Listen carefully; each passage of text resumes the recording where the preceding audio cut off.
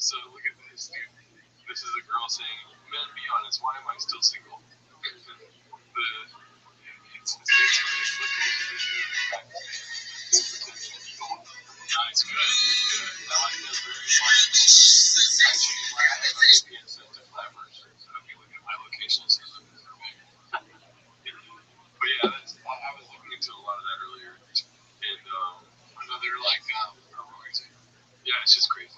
They're doing things to expose random right winger accounts that are in Pakistan and India, and same with like left wing accounts that are like just getting us. I don't know why India wants us to fight with each other so much, but maybe it's just for the get money, engagement, some scam kind of. Well, they're just smart.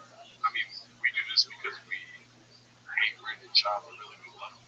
Yeah, he's one of my like my favorite guy. That'd be funny if you could have like instead of location, it'd be like how you really feel about something, and it's just like X knows, and it's like Brendan Trudy who loves yeah, Brendan Schaub, Flapper. I hate coffee cake. Wait. Can you scroll back? That cat's just. Oh my goodness. Watch one. I think so. Jeff died. It's most likely to find one guilty, most disgusting, cringeworthy thing. It's such a condescending treats everyone to be exact same. You know what bothers me most? I was so worried it was going to be the black guy. It's just missed the punchline. Alright. No, I know me too. I was worried to see you coming to a community. I love the Jeff Jack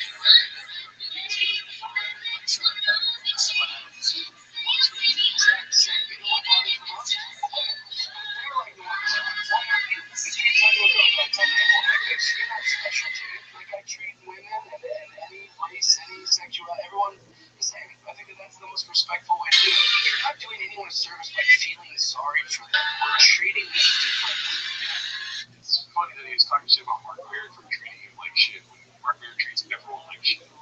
Yeah, he's Mark Maron is living out these words they say they do. He treats men and women the same. So you fuck men. You bet.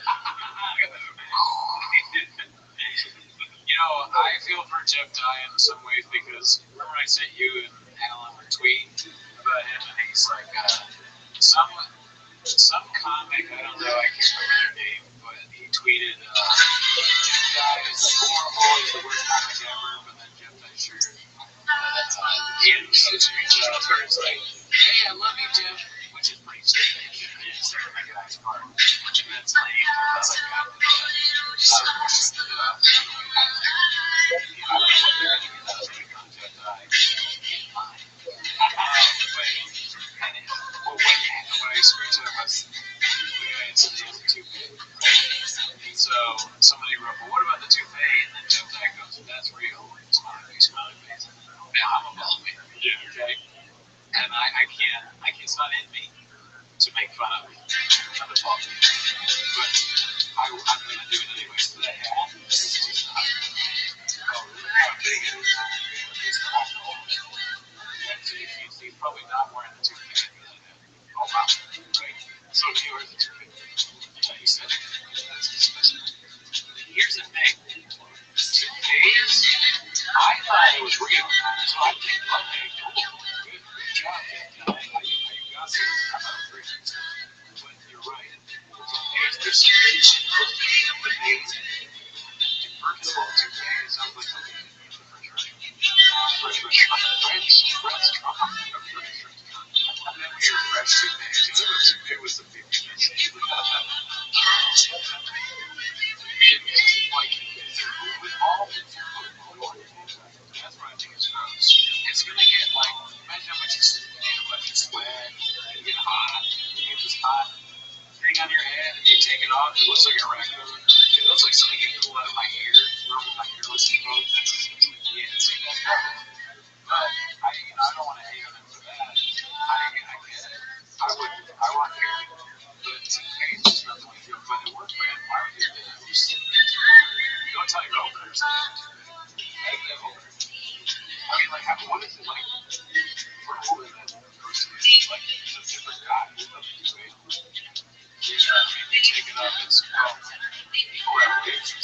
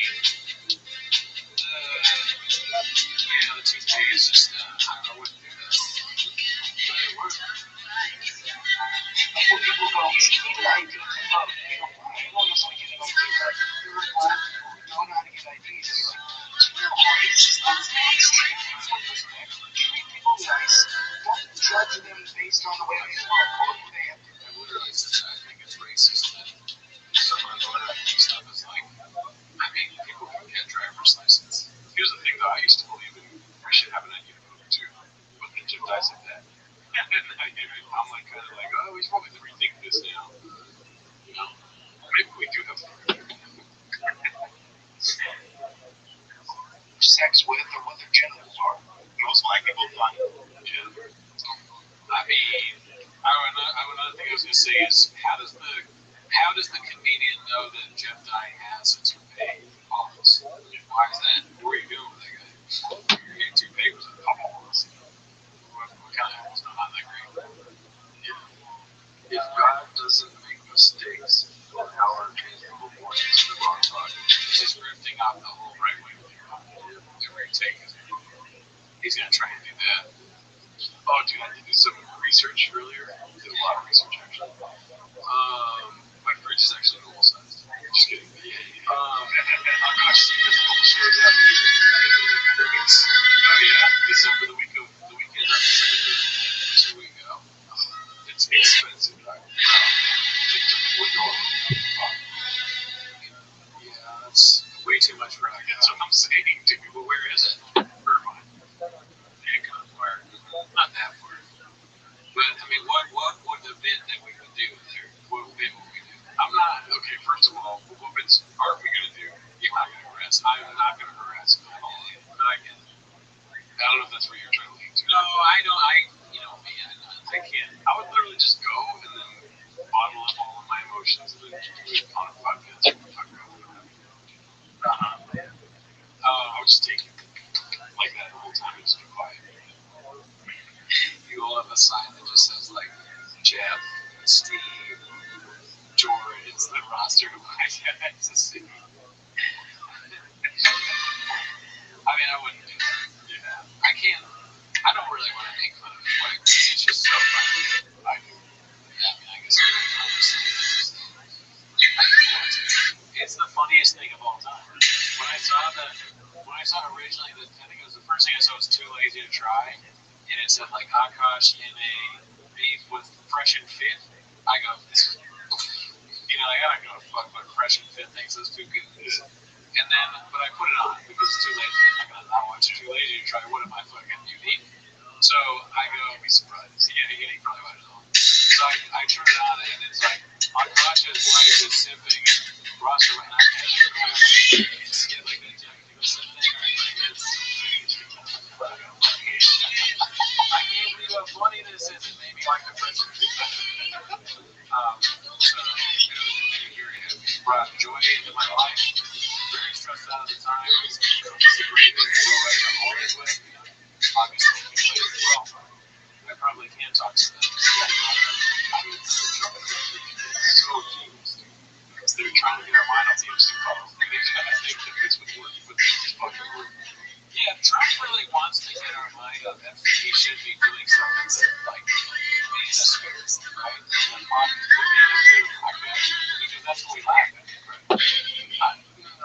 Just come out and say Trump's going to say white people. That's the man. It's all okay. That part. I don't know about the whole thing. He's not saying Trump is behind, but he said Trump called up a saying his wife's got a hip.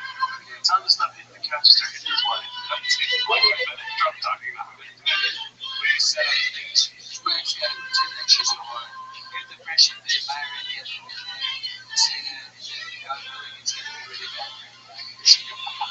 I'm not going to say this. I'm going to go check your hands. But I need that admit it. You got to go. Out there killing the NS. She's got to talk about the roster of white guys. Whatever it is, okay? Just get it done. You should keep doing it. Is this toxic? Yeah, actually. Dio's on crack now. Listen, Dio has a crack problem, okay? I don't want that, but I would also love that.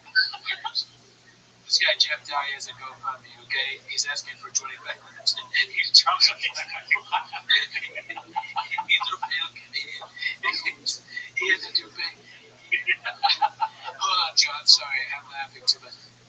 Last Cowboy, yes, the Cowboy guy is. Women hate him too. Okay, make it happen, Joe. I love you. But yeah, Akash's wife finally did it, dude. Where I was like, every time an Epstein video would drop from like me and Carol or something, I'd watch it. But now algorithm, I make time to watch. Yeah, you got it, dude. You can't let that go. It's entertainment, you know. Like Jim Brewer. I don't know what he is. I don't know who you are. Is think Andrew Schultz is entertainment? He's an entertaining guy. Mark Maron is this guy. He's doing all this shit. He's fucking everything up. Joe Rogan made my life. Gang Dane Cook is a bastard. Speaking of Brunoverse, dude, let's catch up on Bruno. Psycho guy. Serious rich. Oh my god. Christ. Doesn't he go live? Is that what he does? 6 days ago. You can't stop him. Should we see the live or the actual videos? He can't breathe. Yo, mama joke's so funny. Let's see this. Okay, so we have to go 5 minutes.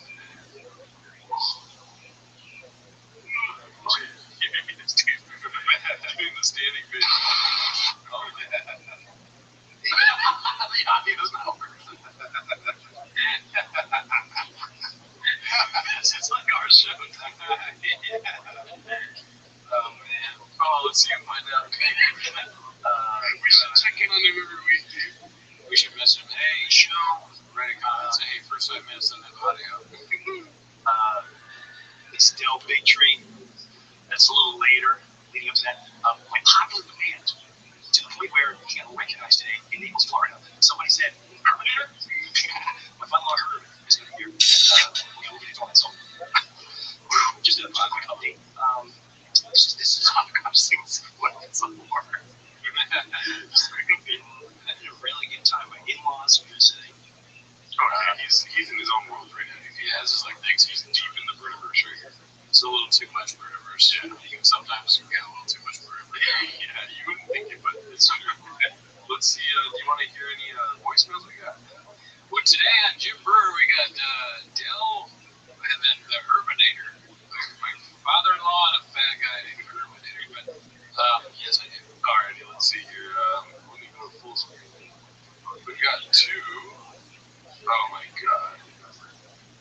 Alright, I mean, I fucking hate 3-minute voicemails. Tell me if you want me to cut this off. Cut. Just think over here. Oh, Dell. I was reflecting on last night's podcast, and I'm sure we reached a point in our relationship where I just feel my real need. Now, been thinking about it for a while. Anyway, at the end of the day, I purchased a Waterbury television so I can watch you give it a shower.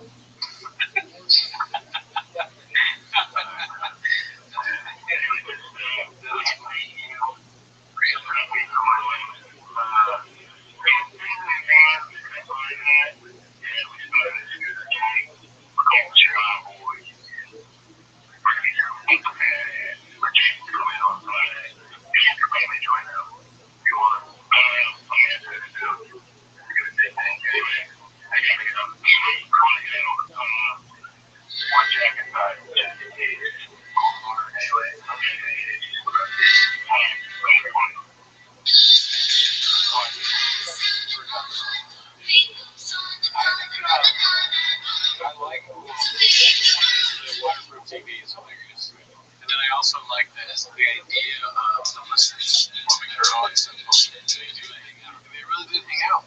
Him, Successful Egg, and Formula One hung out. Yeah. Where? I don't know. Maybe I'm just falling for some 12-year-olds on the internet like fucking with me, but on Sora, they made a Sora of them, each other hanging out. Because the last place they were the bike hanging out the scooter game.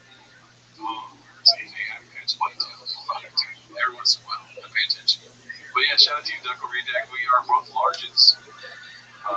Let's see here.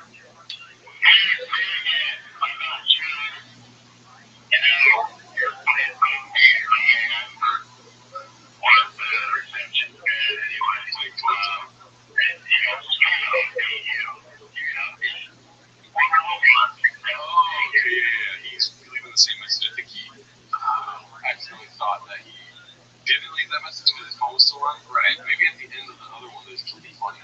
I think it's funny that we're like 2 voicemails, and it's a guy like me.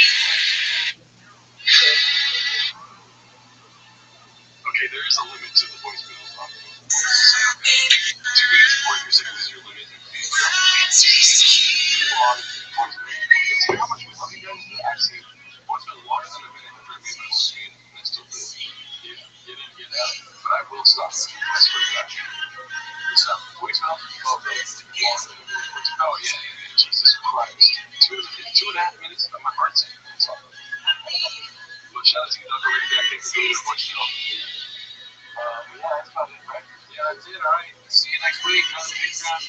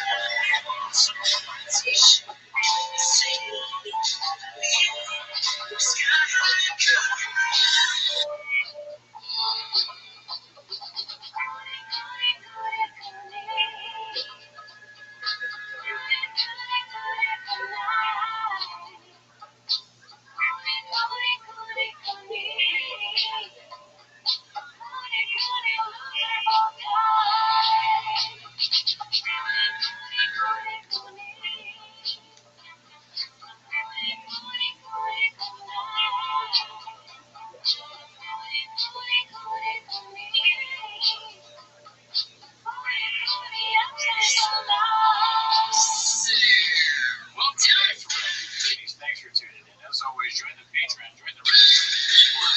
This week on Patreon, we watched Luis J. Gomez's new stand-up special, You're Making It Worse. And if you want to know anything about that, you know what you gotta do. You gotta join the Patreon. I'm sorry, Davey. But anyways, I turn over to you, Gerard. How are you? I'm doing good, dude. I just wanted to tell the people that watch the show, I wanted to tell them that we're making shorts now. I haven't said much of it. Yeah, dude, because you're fucking hard work. You don't say. What is that? I mean, I have same thing. But if you could, just comment your favorite times in the show, and then I can find them and I can make it short of those if possible. Genius, dude. Yeah, that's such a great idea. Yeah. Thank you for saying that. I told him 5 times before. Every time he has a reaction. I mean, I love it. I love it. Everything's good. I don't know, just add it to the list of things I don't understand. Maybe did I listen half of it? Most of it, I'm not sure. Even if I did, I'm not smart enough to know for sure if I did. So, Cootie, how you doing? You went to the dentist? I did. We should start with that. Oh, no. Want to start with the dentist stuff? Well, there goes the whole episode. No, honestly, no. This is a short. I swear, I know I took 30 minutes to do. Well, you fucking cliff-hung me the whole week. You told me, like, I gotta wait till the show. Yeah, I didn't, because I was at the dentist, right? And I was kind of like, oh, fuck, because I was texting you. Yeah. And I realized that you had been making fun of me for going to the doctor all these times. And then when I text you, I'm going to another doctor, because the dentist is a doctor. And I was like, whatever.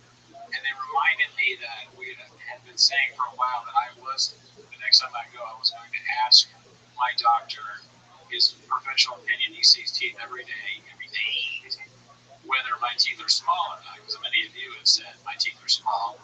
I've done what I can to dissuade you from this. I've measured my teeth. We have this guy over here giving me shit, saying it's not a proper measurement. You're off a couple millimeters. Yeah, I don't know. That's a huge difference. You're full of shit. And so I measured my teeth normal size. I'm not full of shit. Take it back. All right, take it back. Okay. So I measured my teeth and then quiet the hawks. Didn't quiet the hawks one bit. And I went into the dentist and I got my teeth. Everything's good. No cavities or anything like that to report. But I got them cleaned or whatever for my normal checkup. And I told you before, just to set the stage, the dentist I go to is all Mexican, right? So people speaking Spanish. I'm the only white there. And then when they come to me, they start speaking English. And so he's like, he's I don't remember if it's the beginning or the end, but I go, hey, can I ask you a funny question? And he goes, buddy, yeah, sure, go ahead. I go, I have this show. do a show, and a lot of the people that watch say I have small teeth. Can you tell me your professional opinion? Do I have small teeth? I said this verbatim almost, right? And he looks at me kind of weird for a second, like he's thinking, and he turns back on the light of the X-ray machine and shines it down so he can see my. He goes and shines it down so he can see my teeth. And he thinks for a second. He looks at it, my teeth, and he goes, "No, it's not small." And I'm like, "Are you sure? You sure? It's not small. Like they're not even a little small." He's like, "No, normal size teeth. Normal. They're fake. They're normal." He starts laughing at the end, but the beginning, he literally turned the X-ray machine light back on, shined it on my teeth so he could give an opinion. And then I turn over to the nurse, and she's laughing. And she's like the person that lets people in. And I go, "What about you? Your professional opinion on the teeth?" She's like, "It's not small." I'm like, "Listen, don't worry about my feelings at all. Just tell me." She's like, "No, I've seen small teeth. Those are normal." This is fucking bullshit. So I don't know what to tell you guys. Sorry, I guess. Woo! Suck it, haters. You fucking Cootie wins again. All right, you guys fucking lose. It's bullshit. You lose, but DZ loses. Balloon Fart loses. I think there are people that haven't said anything. Just names I can remember off the fucking. Ryan Hardy loses. Fucking. We all lose. Sorry, Big T. Big Dick. Sorry about that. Let's see. If you're telling me that it's not like this, dude, no. It's not like that. I wish I brought the dolphin bottle, though. I can always bring that dolphin. This is what the doctor saw, too, for the dentist. He would have said the truth. I told the nurse, I said, "Oh, it was kind of funny." She goes, "I'm just curious, what kind of show has a podcast?" Oh, my God. So you did exactly what I do. I should have told her the name, but I just figured it's the nurse at the dentist office. She's not going to care. Oh, I'm going to watch. That would be hilarious if you said someone with a gun. Yeah, what the heck? Oh, it's a popular Mexican show. Oh, yeah, I'm on Sabido Gigante. Let me go to that. Yeah. My beast brain is no fun show. Now, I should have said the name of it, but that in and of itself is kind of funny to explain to people who knows if they like comedy or not. Just like, "All right, do you know Brendan Chavez?" I'm like, "No." You're like, "Well, do you know stand-up comedy? Do you know what raccoons are? Yeah, do you know about fucking squirrels?" Like, those fuck squirrels. No, dude, you fumbled the bag. How so? When they ask you what show is it, you should say, like, "I swear I don't have small teeth." Like, it's a show based around your teeth. Yeah, that's right. It's actually called Small Teeth, so what you said doesn't help at all. You're gonna have to change the name of the show. I mean, I never really thought I had small teeth because until we started the show, no one had ever said that to me once. And people have said almost every other kind of insult, right? Yeah. Fat, tall, hairy, ugly, all of the above. Small teeth is new. Big gums is also new. This would be so funny. That's what I was going to say next time. No, exactly. It's actually perfect you didn't ask that, right? Because then you come in next time and you see, like, the audience agrees with you, it's probably small teeth, but now they think it's big gums. That would be the worst case scenario, is that now that I've proved that the teeth are not small, now it's clear that they're big gums. I fucked myself. I truly fucked myself. I'm just realizing that now. Now the narrative is that I have big gums. It's almost undebatable. Well, it's not. Would you rather have? I'd rather have big gums than small teeth. I don't know. I think I'd rather have. I don't know. I don't think my gums are big enough. Oh my God, they're huge. Really? I'm just kidding. I guess I should measure my gums to figure out. I should have done. I never even. The thought didn't cross my mind. I never once thought about measuring. What you should do is start a GoFundMe to get your teeth big. I see what you're doing, Gerardo. You're trying to play games. Well, guess what? This is fucking Monopoly. We just passed go. Let's talk about the last cowboy. Jeffrey Dad. Jeffrey Dad.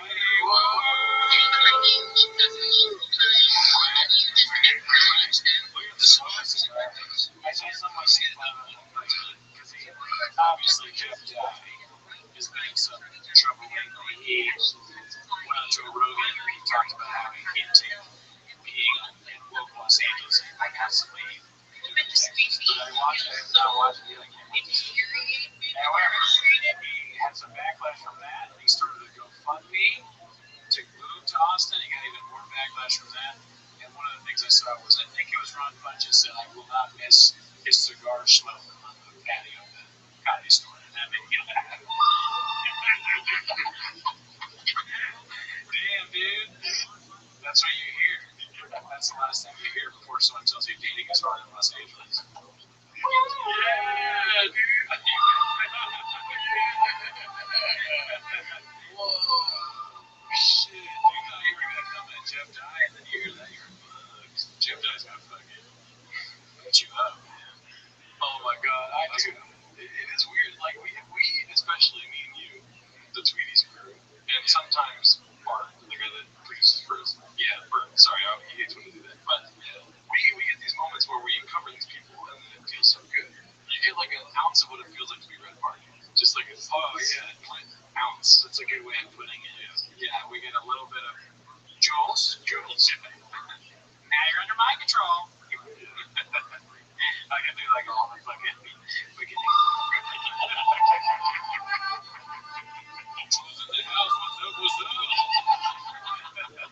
This is gonna be a very tough episode. What about being Jewish makes it? That's an insult to you, Nick. Nick Barr. Do you mind if I start with, and then we can bring up what you want to bring up? I don't even know what I want to bring up. So it's like these where we don't need any topics. We just talk about Jeff Dye the whole time.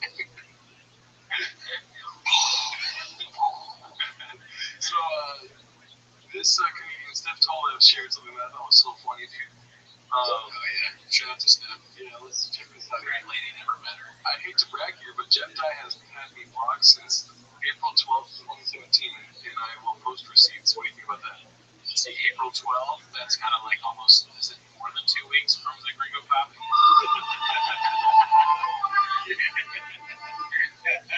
That's what you blocked her anyway. Oh, you think you're blocked, Steph? You. Jeff Dye, control. Alright, let's go back to this. Sorry, out of control. It's so hard to get into this on the go. And I mean, these open micers, what workers, I don't know what that means. Was he an open micer? I mean, would you ever post this, dude? I posted some pretty ridiculous. Like, I posted shirtless pics when I was working out. Yeah, and like in bits. I did it as a bit. Because don't you remember when I did that? How I mean, like you remember it, I mean, my shirtless pics. But because Alice Hamilton, another very controversial person in comedy, had posted a thing about some random show booker who like used a picture of her boobs instead of a picture she sent, and I jokingly posted a picture of me without my shirt on, and I said that I think I said Chad and JT did that to me, like they posted that even though like I had this, so it's like a win. But I also wanted to post it. Yeah, you're a couple. I'm the last couple. Yeah. Let's see here. I started comedy 12 years. This is Chip Dice. I started comedy 12 years ago, and the thing in something thing. What does that say? And one thing that has been a passion for me, right, is people always tell me, you don't look like me. That's pretty good. You fucking get out of the car. So I used to dress crappy on stage on purpose and try to look sloppy because I thought it would make me the way a comic was supposed to look. And the first time I met Jeff, you're waiting for the book. I mean, yeah, I'm waiting for the book. How can you write this? Yeah. Oh my god. Wait until he talks about Jeff Ross. Oh yeah. The first time I met Jeff Ross, he said to me, "You don't look like a comedian at all. You look like a model." I know he was being flattering, and I'm obsessed with Jeff.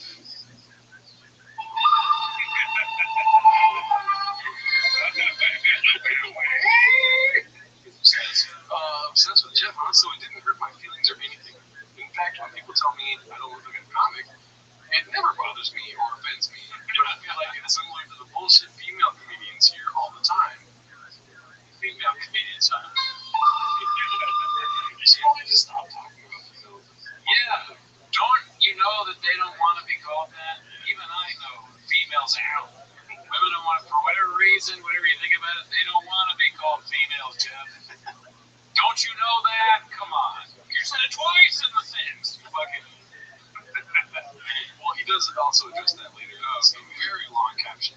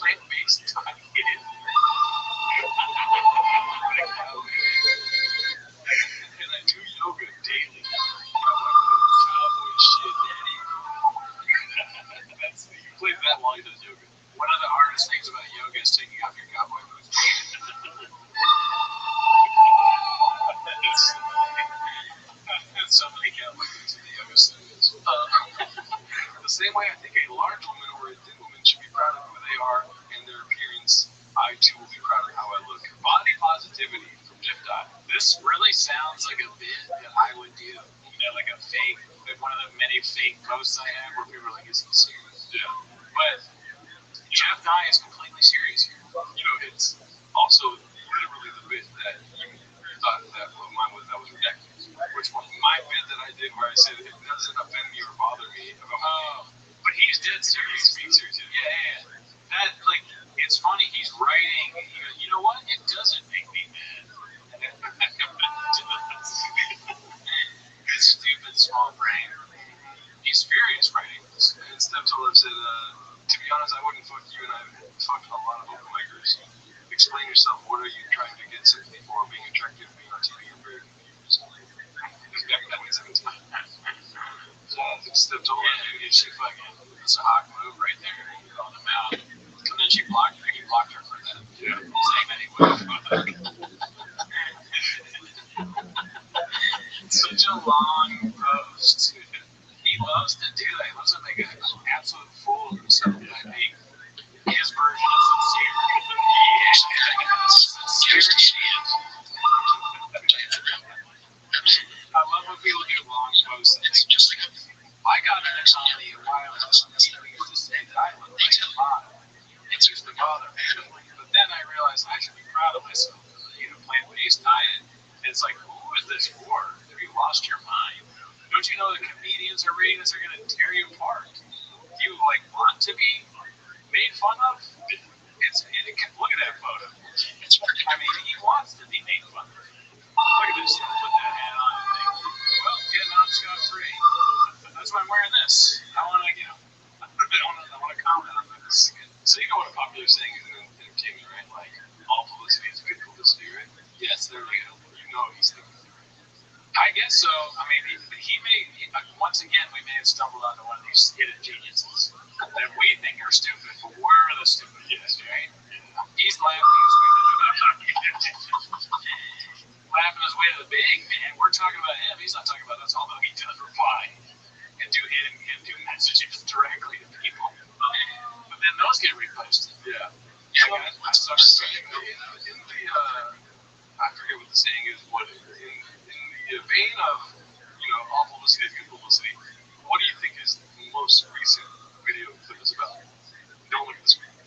I assume it's about Brendan Shaw. Oh, no. I swear to God. No fucking way. Really? This guy is a genius. Alright, take it back. Busy, alright? He's not just gonna comment you one way, okay? Let's check this out. Let's see what he has to say about Brendan Shaw. I have a great Lakers hookup. We go to all the Lakers games. I invited Brendan Shaw when we first became friends. I said, "Welcome to the Lakers game with me. You like it? We'll meet the owner. It'll be great." So that's all my only kind of flex, that I can bring people to these companies. I don't have a lot to offer, but I can offer that. So he's like, "Yeah, I'll pick you up." Brendan Shaw comes to my house like a race car. I mean, this thing it's got the big spoiler on the back. All the big guys. I'm just like, No, stop. You didn't just say, I swear to God. How the fuck? That's gotta be Oliver James. Oh my God. If you hear that and you're like somebody at P.F. Chang's, you fucking pull the fire alarm. He just said they're both big guys and they can't fit in a small car. It wasn't Chop, it was another cop. It was Chop Dye. It was Chop Dye. It's like Petey, Shorty loves Rogan. Rogan loves Shorty Fight, calling haphazard. He said the big guy, small car is Chop Dye. Oh my God, you won't believe who it was. It was Chop Dye. It's Andy Kaufman. Oh fuck, dude. Oh, man, Transdick Kitty. Let's see. Alright, let's see. I wasn't expecting that to be successful. I literally saw him mention Brendan Shaw when I stopped watching the clip. I had no clue he was bringing up small guys in the car. That is crazy. I just knew watching it, you fucking drop the coffee glass and shatters on the ground, and then the coffee glass says, like, big guy, small cars or something. Oh, he's Glass.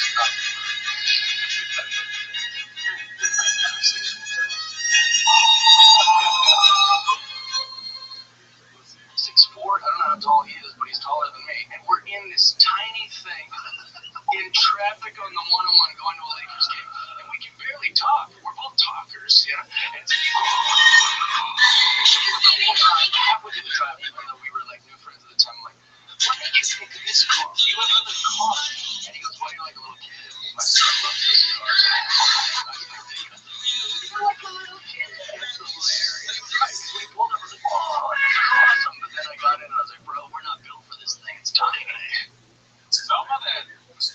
kind of funny until we got to the little kid thing. He lost me there. The idea of the two of them getting into a small car was pretty comical. That was my favorite part. Almost a good story. Yeah, this is almost a good story. Just went the wrong direction with it. Yeah. Like, look at us. We look like morons. Yeah, we do look stupid. Not us, them. Oh, you're right. Like, he should have gone that route. Like, we look stupid and, like, do a bit about it. But then he goes, he told me I was a kid. What? I don't understand. I don't understand that at all. I don't get the joke. Rogan dies laughing. He's like, I'm not a kid. I am like a kid. I like cars. I was trying to play that. I didn't prepare this. I just thought of that. It's so good. And I could get it reloaded again. A little bit of fluffy there too. Yeah, sound effects in there. Jeff Dye was a triple threat. And I got into the car. Jeff Dye, Brendan shot through his beer can out of the car. It's empty beer can crushed against his forehead. But let's see what else we got here.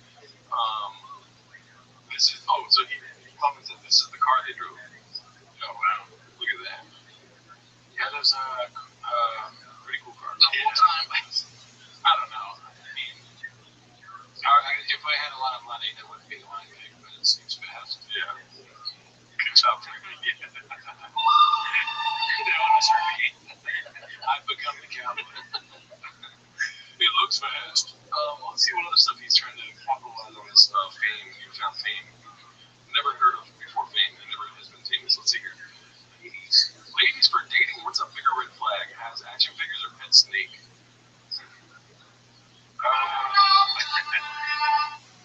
I mean, don't answer here. Yeah, it's not related. It's just weird.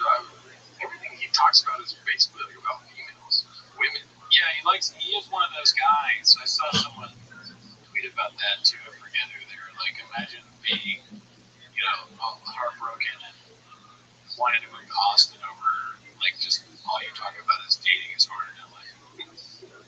It's like being a comedian in Los Angeles talking about how dating apps and how people are fake or whatever. It's just like so hard for you that you have to move to Texas. Yeah, and it has to do so much with politics. How hard it is. Yeah, dude, libs don't want to date Jeff Dye. You can't find the right conservative woman for it. Yeah. Let's see what this one is. You want to read that? Jeff Dye, and this is a Khalil Gibran quote. I've never read Khalil Gibran. I know who he is. Do you know who he is? No, but okay, but it's like this book that it's like a very popular, like, it's not 50 Laws of Power, but people that read 50 Laws of Power may have read Khalil Gibran. It's weird. Right. I have learned silence from the talkative, toleration from the intolerant, and kindness from the unkind. Yet, strange, I am ungrateful to those teachers. Jeff Dye, very well read. He reads the pop books. The best part, dude. 57 likes. 57 likes. Keep it in context, though. Wow, he was just on the biggest podcast in the world. Just on. Oh, yeah, so not very much. Yeah, dude, for being on the biggest pod. The state of the broken bump in his career. Couldn't help him with this random, New York Times bestseller quote. Yeah, that's too bad. You think people that read books would be really into it. My favorite thing I read in weeks about the Mariners, so it was like the Dodgers. Yeah, he's just posting some great shit. He's getting destroyed on Reds. Or I said I was going to try Reds. People are going in on Jeff Dye. He's literally a trending topic on Reds. That's hilarious. We can look up this. I mean, if you just scroll, I'm sure you'll find where the trending. I don't know how to work Threads yet. I mean, you're new to it too. Oh, this is literally Steph Torres. Yeah, I think we're just on Steph Torres page. This is how I'm going to do it. Wow, Threads is just Steph Torres. Funny's the first thing that comes up. Oh yeah, Gianmarco. What's my deal? This is great.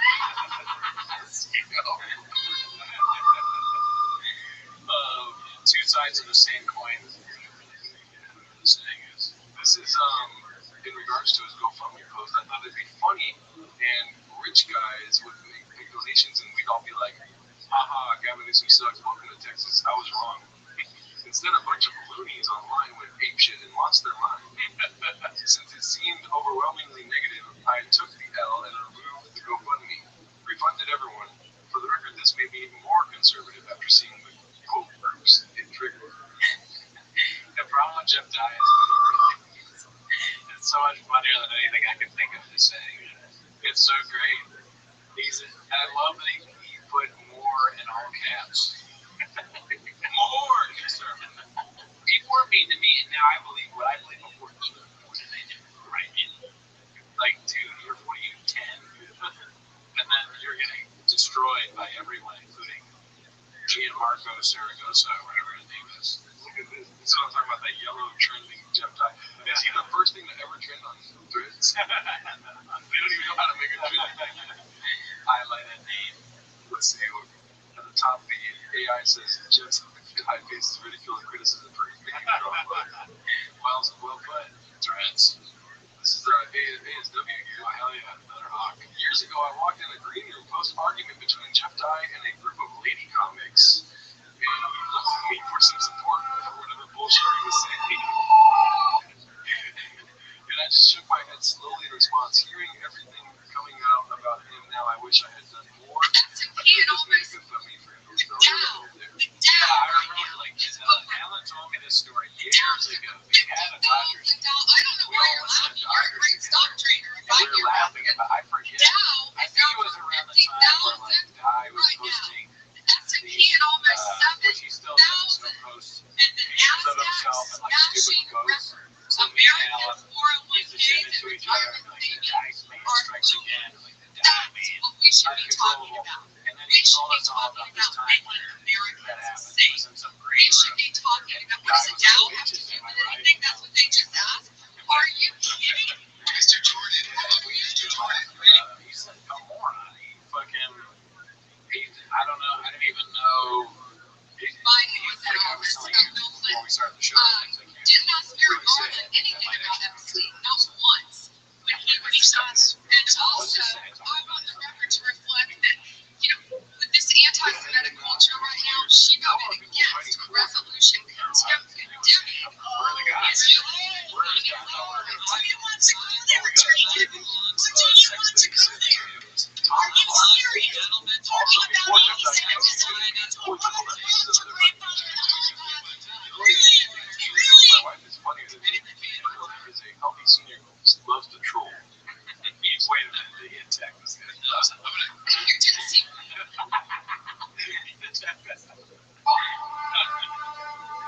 dog is fucking ugly. Let's see here. Most transparent presidency. He's the one who has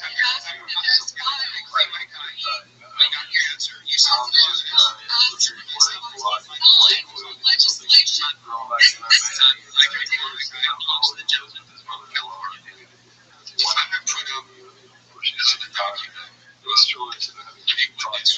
FBI's national threat operations because I believe you just there is ample evidence that Epstein Don't you ever accuse me of a crime. What come at me? That's how I'm making it. You said Fine then. I'm showing you. Let's talk about everything. I don't care. So come at me then. Come at me. Your wife is funnier than you. He trumped down Trump. Your dog is city over. She fucking don't have kids. You have a dog and a stroller. I will snap your neck off. I'm not even mad. I'm not angry with you, Tom. At all. I'll kill you though. Say it to my face. Go to the comedy store, see me on the patio, and I'll kick your sick dog. Alright, this just in Threads is the new wave. Jeff Dye, thank you for starting our trending on Threads. Yeah, Jeff Dye makes me fully move to Threads. On Twitter, it's just not over 1,000 reaction. sex trafficking victims. And you have every single man accountable. Shame on you. Any decency you would be signed right after this. You will do it.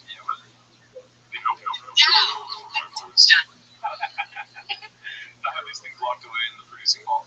Let's see here. This is Cat Alvarado comedy. LA comics don't get on him because he's conservative, because he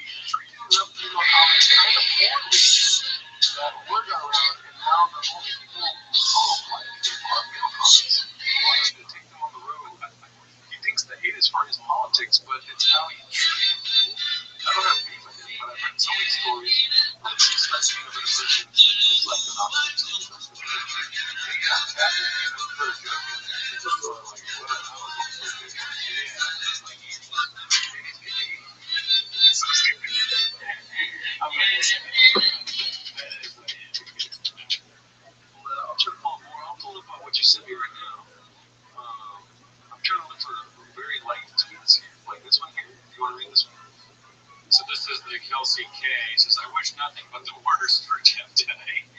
But please stop saying he's from Seattle.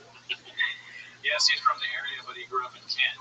It's a large suburb that has a unique reputation, a certain joie de vivre. If you know, you know, and Seattle locals know. Oh, Kent catching strays. Yeah, dude. I don't know if we can blame all on Kent. I don't know about that. Feel bad for Ken. Jeff Dye definitely sucks. Rest in peace, Ken. This is, I mean, like, when you see this, dude, all of this, like, this is what we used to send each other, these memes. What do you think? Do you think, like, oh man, this guy's good? I love his memes. They're always so bad. Remember when he found, and he's also, like, hilarious. He's always, it feels like he's doing these things on purpose because he always goes head into something where he gets destroyed online. Remember when he said, he shared the thing of Stevie Wonder, the fake Stevie Wonder thing where he said, when I was around, he wasn't doing any of that. But he did it. Or I didn't see him doing any of that. It was clearly a joke about Stevie Wonder being blind. Not even that funny of a deal. And then Jeff Dye was like, oops, I got a code for this one. I mean, bro. And then, of course, I've messed with Jeff Dye before because he did the thing where he goes, guys, look at this. It's an all-women's comedy show. What the hell is that? They won't even let men on. And I wrote like an all-Cooney or a no-Cooney show or like Cooney Sucks or whatever. But he was roundly made fun of for that, too. He never has any good comebacks except for that one time with me where when he said, relax, you're not the tree, or you're not a tree. I was like, I'm helping Jeff Dye's. What do you think about this right here? It's a comedic genius. Work. I know I have a lot of young followers, so I'm going to do it. 6 stars. That's me. But I'm not surprised. I'm not surprised you did this. You could probably make something funny out of 6'7", but that wasn't it. Chili Roll probably saw that. Like, hey girl, come here and watch your gymnastics.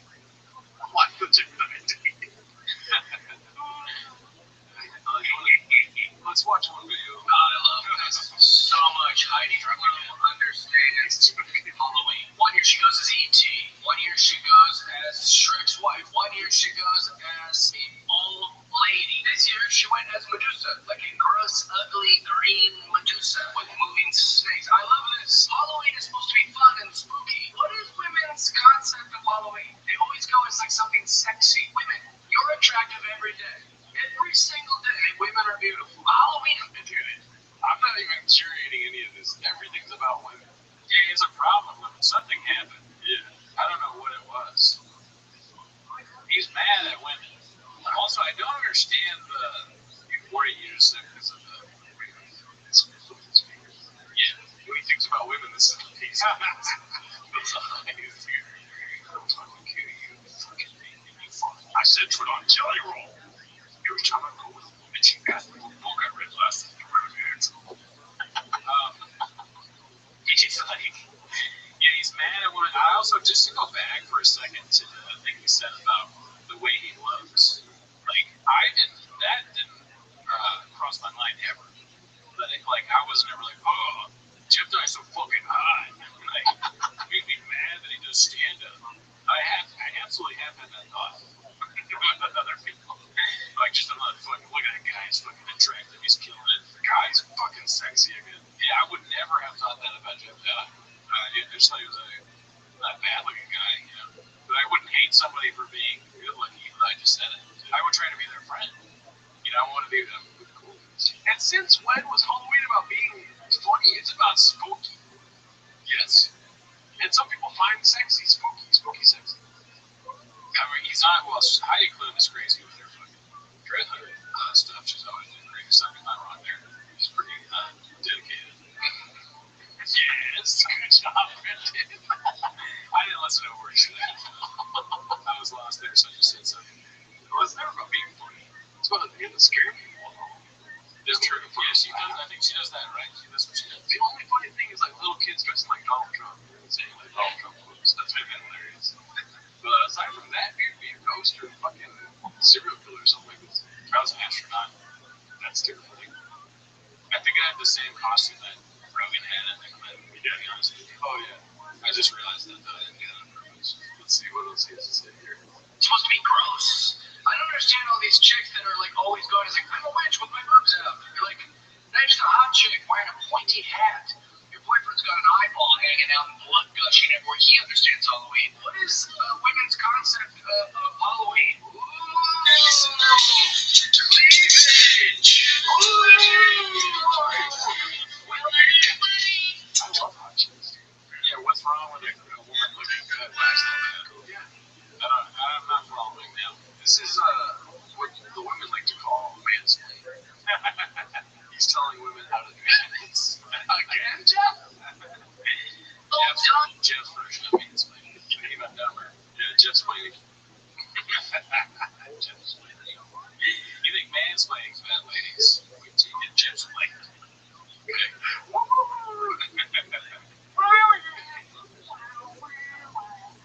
On hair extensions. This is the time of year to be a spooky thing. You don't fucking sound like Jeff Dye. You? I just went. Just say that. Oh, I thought you were doing that. No, I literally just said. I mean, you can be spooky. It's up to you. I quit comedy. Whether you want to be spooky or hot is fine.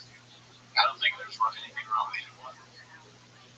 I disagree with that. Whatever Jeff Dye says. Need to dress hot on Halloween. I love this. Okay, so that's it. What are you doing? You love Heidi Klum's costumes. Okay, whatever, dude. Alrighty, let's get to the most recent updates that you have filled me in on. You sent it to me, right? What do you mean? Go ahead and tell people what you did. Look at the camera, though. Don't look at the screen. What I did? We don't put the bullet right now. I mean, I just. Oh, Are you, like, here right now, dude? Alright, yeah, this is actually important. Sorry, I'm sort of here, I'm sort of not here. Anyways, like, Jeff Dye started a GoFundMe, and because of. Should I just read off what I wrote? Oh, you're talking about it. It was like, so Because of what happened, well, Jeff Dye had to take down his GoFundMe because woke libtards and the radical left, Antifa, comedians, stuff total left, all of them, they made fun of him, it hurt his feelings. He had to take it out, and he took it down. He refunded everybody, and you know what? That just didn't sit right with me. This is America, dude. I don't care if it's Los Angeles, all right? I don't care if you're in Brentwood. I don't care if you're at the Comedy Store. I don't care where you are. This is fucking the United States of America, all right? And if somebody wants to start a GoFundMe to help them move to Austin, especially when it's someone who's the only thing standing between the both of me and the wall. Basically, what happened was I made a GoFundMe. okay, there we go. I made a GoFundMe for Jeff Dye. I put his face in a ChatGPT, and I said, make it look like Jeff Dye, but sort of like him, just to be more insulting. So it's not even Jeff Dye in the picture. But I don't think people will be able to tell. Yeah. And then, you know what's funny? The caption, help Jeff Dye get to Austin, that was big. That was one of the suggested from GoFundMe. So there you go. And then I can read what I wrote if you want. Go for it.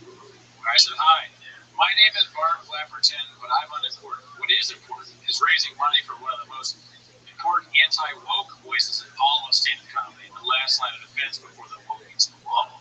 This titan of laughter, Jeffrey Dye, was raising money in here to move to the Mecca of comedy, Austin, Texas. But woke libtards with purple hair and nose rings bullied him to the point of taking down this GoFundMe. The tears stopped flowing today, Jeff. It's libtards. I mean, you want to tell Picasso that he should pay with a different brush? Get in line. There's a lot of people have comments. I don't read it. Today we fight back. Give Jeff the money he needs to get out of this godforsaken double-masked triple-bags hellhole, all the way to the mothership. Please donate ASAP. Jeff can't take another day of dating in LA or waiting in line behind people wearing double half-cab Bendy wrapped for another millisecond. I covered it all. But is he aware of the Erewhon crisis happening in? Oh, he doesn't even know. That's going to be a harsh awakening. So yeah, this is my GoFundMe. It doesn't look like anyone is doing it.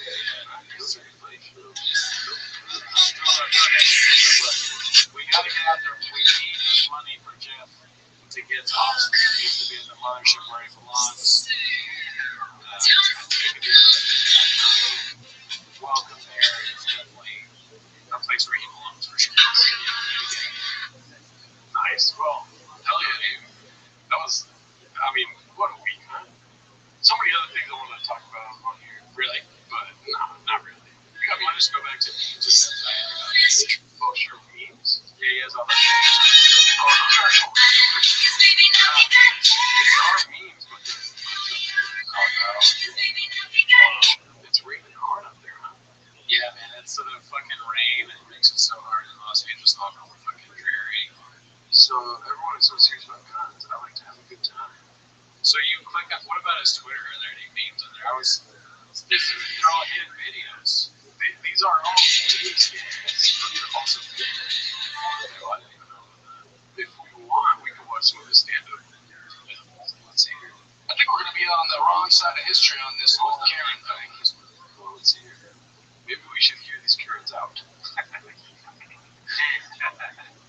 think we're going to be on the wrong side of history on this whole Karen thing. The internet's so hard on them. It'll be like a video of just like a Karen complaining about something. You read the comments, like, kill this fucking bitch. Like, alright, why are we so hard on the Karens? It makes no sense, because my favorite thing about young people, as much as they shit on them, my favorite thing about them is how good they are about, like, trying to defend a thing. They're very good about being like, well, have you ever thought about this? And technically this and like, they're so sweet. You see, like, a video of, like, some teenagers robbing a Lululemon, right? And you think, well, surely this is bad. Nope.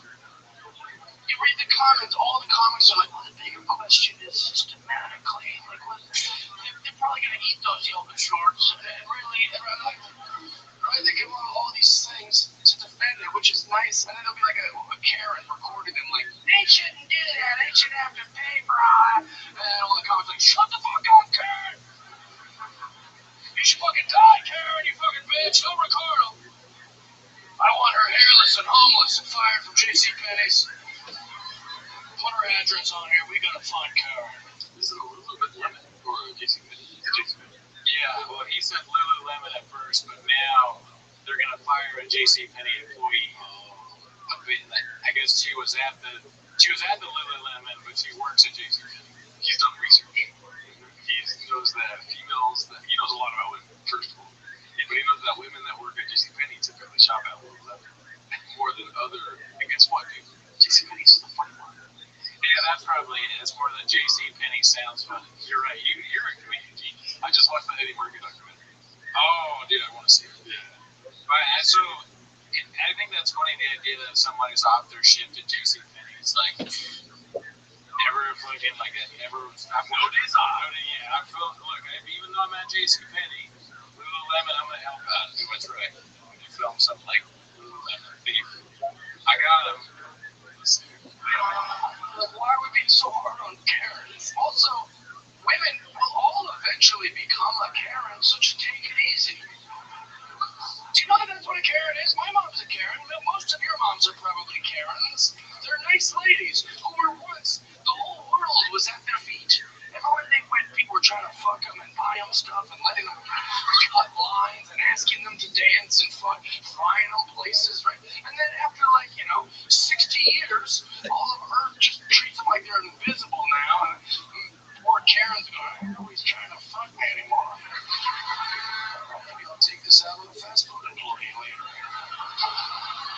I'm not saying Karens are right. I'm just saying take it easy on them. Maybe let's hear them out. Maybe they should open another register. Maybe these fabric prices are outrageous. I've never seen these boys in this neighborhood either. Good lookout, Karen. I think we're gonna be. He hates all women too. Yeah, it's just like not just young women. He loves penis. He certainly doesn't like women. Yeah, he hates it.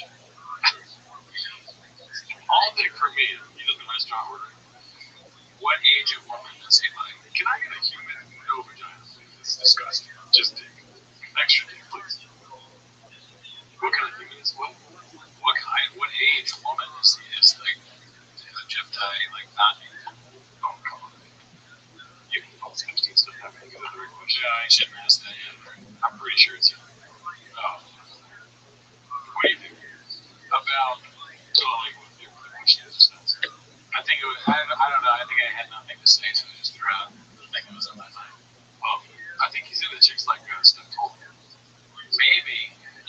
because of that, he's really, the step toilet was the heel turn. Yeah. He was mad. He was like a secret crush on Steph Toilet, and she just randomly was like, I fuck trash. I wouldn't fuck you, loser. And he was like, every day from then on, he just thinks about how women suck. That would hurt, honestly, a little bit. If you just posted something, and then Steph Toilet saw it and wrote on your wall, listen, I fuck some open, like, I'm fucking, like, trash, like, gutter, like, no job.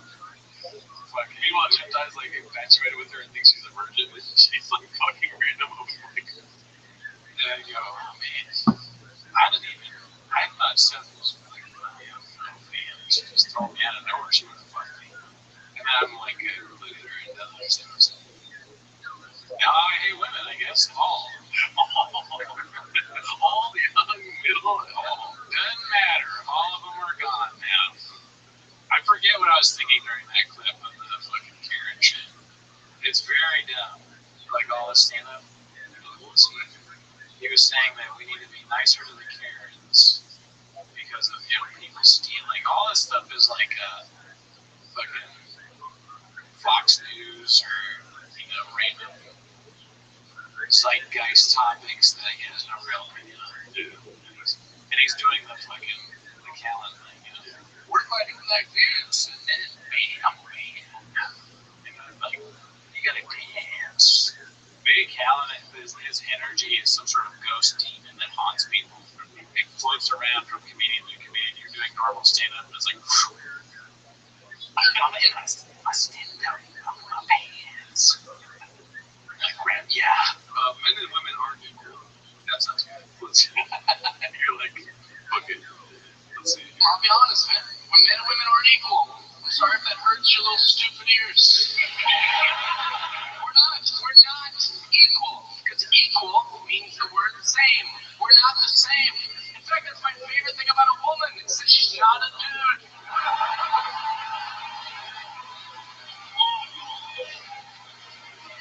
Quit pretending we're the same.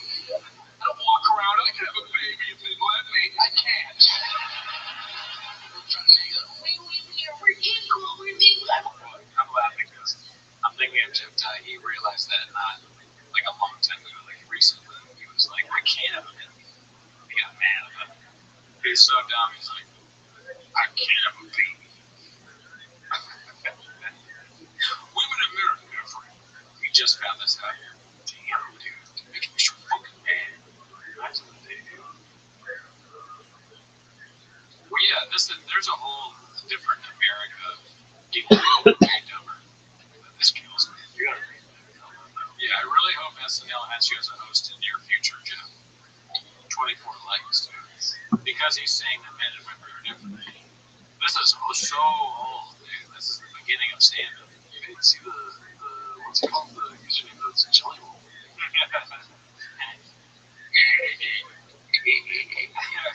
Jelly Roll, he probably doesn't have a computer. Even though he's rich, I don't imagine him like on a MacBook. Can you imagine if you saw Jelly Roll like doing his editing, like Adobe, like some video, he has sunglasses and headphones, and he's like, hey, I'm a good editing, I'm gonna crash. I don't even know the thing going up to cross release, editing was already where to go, dude? Transition, 2020, you watch the movie, like, Jelly Roll editing is so good. Jelly Roll, like, I gotta watch my YouTube structure video here. It's on YouTube.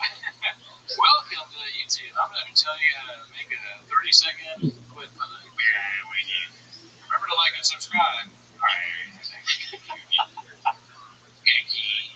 Alright, exporting teacher now.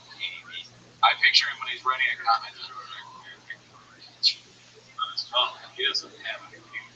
You think he's typing? He's definitely doing diction into the phone Siri. His Siri is called Mama. Mama.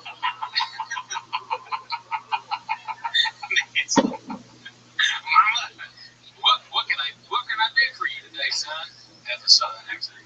Mama, type in here a YouTube video 30 seconds long that has teach me how to edit or how to Type in a comment on Jeff Dye's video about how women and men are different, but I want to know what she said here. You got it? And it's like the mama thinking stuff. No, I want Jeff Dye to die. I want Jeff Dye to hold his head in. Actually, it's right there. Can you be with DoorDash? He thinks DoorDash is a thing you call. Hello, DoorDash, is your Jelly Roll calling again? I need a pizza delivery to my house. I'm thinking with that too. Maybe what you want to be the shop. She just takes his order and goes and gets it, and he thinks that's DoorDash. His wife gets him all the food. My girl DoorDash gets a pizza to me. DoorDash is a euphemism. She went out and got me the food DoorDash, man. That make her go weird. I tell her, I show her the door is and she dash.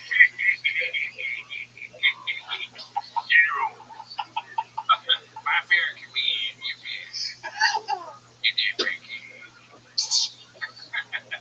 I like the guy that owns your with Papa John. He make me hungry when I see his face. Oh my god. I love watching you that. Dude, there's gonna be a video of Jelly Roll all mad on TikTok going like, Everybody coming after you, man. When you want to money and be like, I don't know why I've been doing you to come to me. You need to get big for Jeff Dye. Jeff Dye abuse problem. You might go back alcohol. And when you come at me, I cry. I ain't been sure for 19 years. Jeff Dye is gonna. I can't wait till Brendan Schaub defends Jeff Dye. Oh, you're right. One of them's gotta kill us. Maybe just me. I'm okay if it's just me. I want you to go on. I'm fine. I'll fight them both. I have violence in my DNA and shingles. So if you want to come see me, welcome to shingles.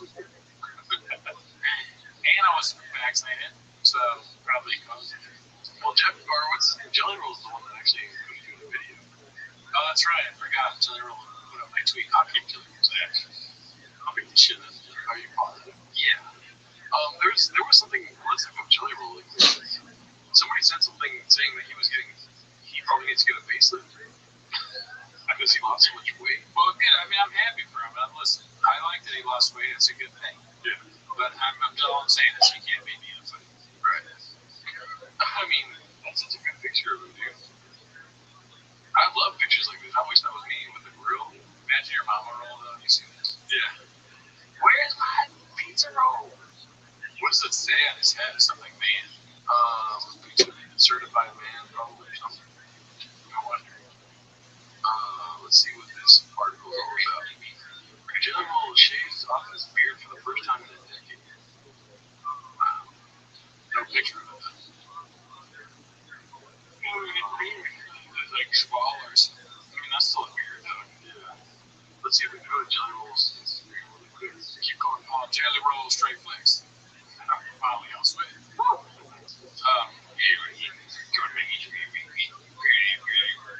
Happy birthday, man. And my daughter thinks that my girl DoorDash for me on my Instagram. And got his Instagram pulled up. Who's the real Jelly Roll? Oh, it's a guy doing it. No, your lab is not that far off. This could be me if I keep eating coffee cake. Yeah. Who's the real Jelly Roll? Who's the real Jelly Roll? You can barely catch his laugh, Jelly Roll's laugh, but it's close to what you're doing. Oh, that's like that guy who said the fucking Australian fighters. Oh, shit.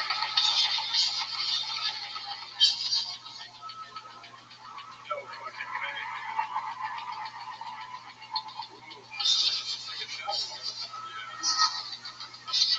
I don't see the infatuation. Listen, I like drinking. I don't drink anymore. Yeah. I would never drink out of a shop. That's where your feet go. Yeah. I wouldn't want to drink out of a shoe, but we're not black belts like we're not stars like Jelly Roll. We don't know what it's like.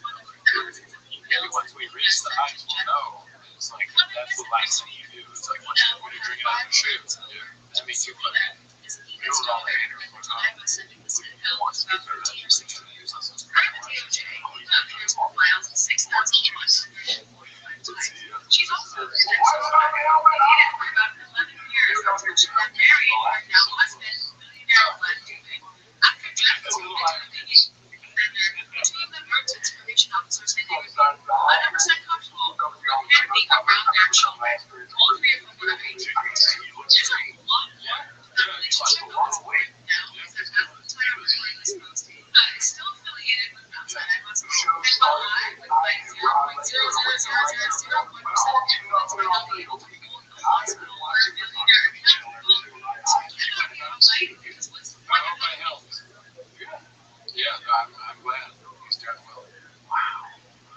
Let's see. Most recent moves. First time ever eating Australian Wagyu, the champ cooked it for me himself.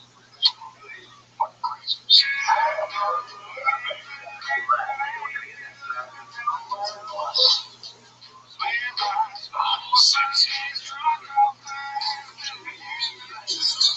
Song playing in the back. I'm laughing at the song, but I'm also laughing at it calling food sexy. Now you see why you're so big. Yeah, I could see myself doing that. If it's like a really good coffee cake. Yeah, if I'm making a coffee cake for you, you're not gonna see sexy. Probably not, but I mean, in a fucking down bad way for a coffee cake. Is that Volkanovski? Yeah. Okay. He's busted in the back. Hi, Jelly Roll, Mr. Jelly Roll. I don't follow you, but my friend did. My friend's name is McKenna, and unfortunately, she lost her battle to addiction. McKenna absolutely loved you and your music. She got clean several times and went to a few of your concerts. She even owned a tattoo gun and tattooed the Lost Cause on her face the day before she died. Oh, God. Jesus Christ. She is leaving behind a little girl named Phoebe. It gets worse. Paisley. McKenna and with that. Can I be honest with you? I really don't. I wish I could play the music. Do you think you read that or not? Maybe. I'm sure it's a lot of that. Not a chance with this one. Sticking with Rachel with this one. Hey, yeah, my watch it, and I know it makes some terrible work in the state right here. In the state right here. You put the whack on the right spot. You see Alec Volkanovski has like this like cast on his hand, and then here, what happened? And I don't want to talk about it. He's like, just can I see that? And there's a big bite mark. Big bit in his hand. Just don't pull meat around, cook meat around jelly roll. Hey, mama routine. I beat my mama. Let's see if we have any voicemails today, dude. Jeff Dye, we're with you, dude. I started GoFundMe. I hope it appears that no one has donated or looked at it. But listen, only time will tell. I might be able to help make it to us. And if I can help even a little bit, I'll be right there. Yeah, dude, Jeff Dye, I hope you move out of California because you want to, not because we're forcing you. Because I don't know what the streets are going to be like with one less horse around. I never, well, that's kind of what I do.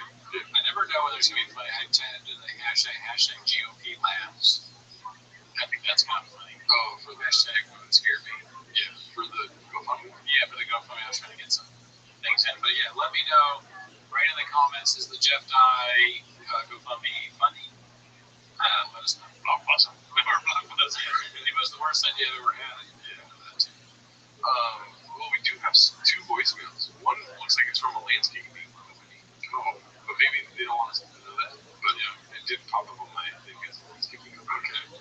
Let's see here real quick. If you want to leave a voicemail, you can call us at our phone number. Call 775-557-8667. That's 775-557-TMOS. And keep in mind that leaving us voicemails keeps Cooney alive for one more day. So shout out to the people that do leave them listening. Hey, Cooney. Hey.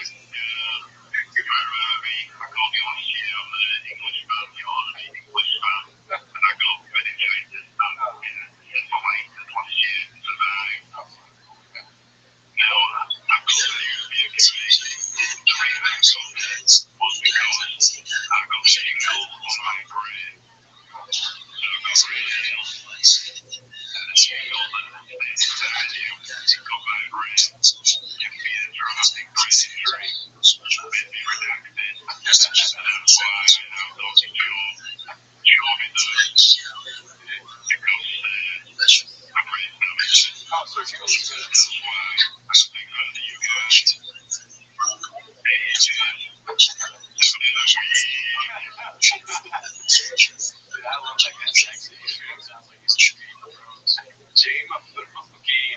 I have shingles on my brain, dude. It's all good to be redacted. I don't go though. You might not remember me from the guy who had meningitis and encephalitis and shingles. No, I remember you. not sure I would forget that. No, as soon as you said that, I remembered. But, you know, like, great fan. Great guy. Never met him. I will say the guy that's been leaving his voicemails 3 weeks in a row did not leave one today. So we will be looking for you. Let's see this one. Hopefully it's not redacted.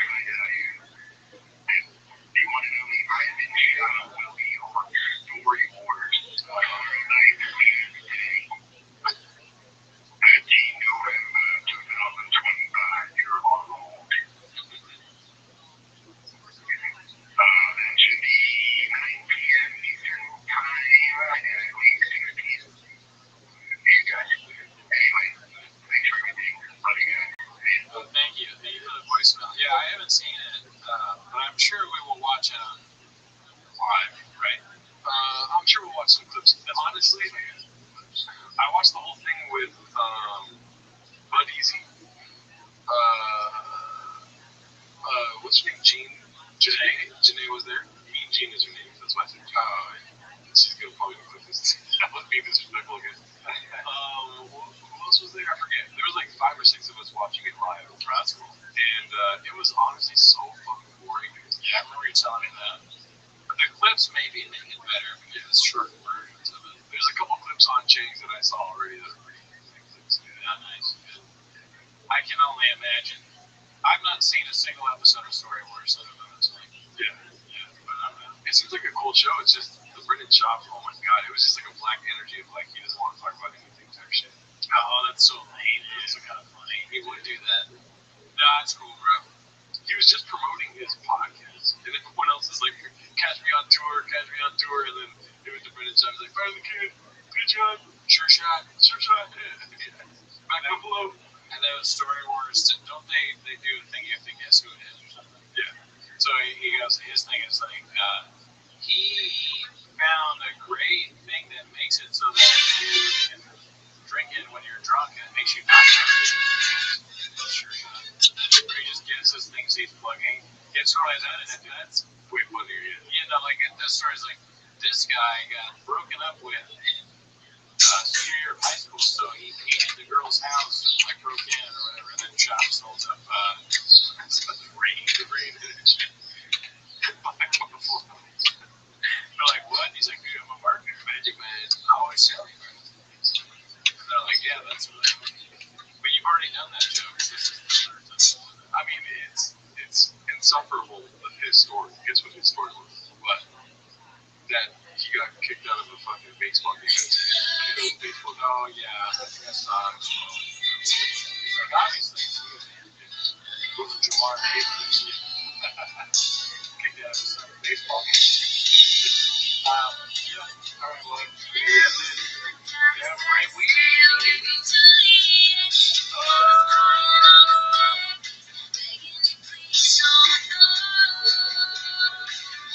And I said, Romeo, take me somewhere we can be alone. I live anything. All I have to do is mind you, be the place, and I'm the impatient. If the one is me, baby, just say yes.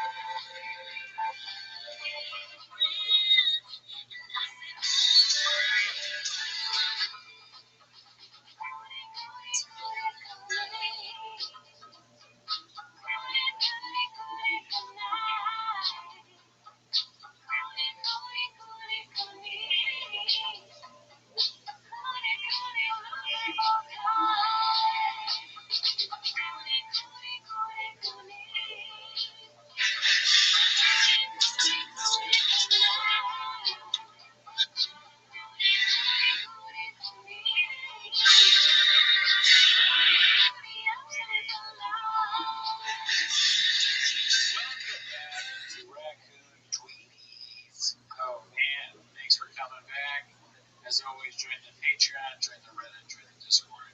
This week on Patreon, we watched Leanne Morgan. If you want to know what we think about her, she's a stand-up comedian. Somebody described her as, on her Patreon, as a friendly, tipsy flight attendant doing stand-up or whatever, but that's what they think. So if you want to know what we think, join the Patreon.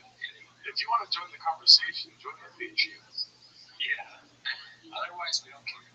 We're very lowbrow publicly, but behind the scenes, we're very, very highbrow. Oh, that's very true. Especially this last episode. Yeah. We really historically do it. But I sound like hell. How are you doing? If you really want to know how I'm doing, I gotta do a spoiler-free, or what is it called? I'd say spoiler alert. Oh, fuck, what is it? Yeah, I'm fucking boner. Just kidding. I saw Begonia. Oh, nice. Yeah. What'd you think? I thought it was epic, dude. You know what I mean? Nice, okay. It's not the best movie to know the ending to. You know, like when you're watching a movie and you're like, oh, I don't know what happened. You know, because it's kind of like, and from the get-go, I was like, Really? You knew right away? Wow, okay. That's pretty good. That's kind of like you saw it. yeah. But it's also concerning to people that you go to the movies with, because you're just whispering like, you know? And then they're over here like, thinking it's a funny joke, but honestly, the ending was not a surprise. Did you like that she was an alien? Yeah. It's the truth. It's a documentary too. Everything in it was so real. Let's just say you're lucky you don't have a neurodivergent cousin. You know what I mean? Right. Oh, okay. Yeah. Just you and I mean, we don't want to do too many spoilers. I went for the biggest point. You already, yeah. So then, yeah, if you had a neurodivergent cousin, you would obviously sterilize them. That's what you're saying. For sure. You don't think I'm not chemically castrated, Daddy? Yeah. You're like, I'm just so tired. It's like, all I think about are chicks. I chemically castrate myself. Well, you're naturally. Yes. Man, that was brutal. That scene actually was pretty horrific. Have you seen any of that guy's other movies? What makes you? The Favorite, the Sacred, something like the Killing of the Sacred Deer, Dog Tooth. A lot of his movies have to do, well, they're similar, but Dog Tooth is very similar to Begonia in a way. Because, I won't use spoilers, but there's like a sort of kidnapped, in a way, thing going on. Definitely check out Dog Tooth, but that one's just something. Oh, it's gonna really fuck it. I like to hear your dog. Right when you're They're like, yeah, or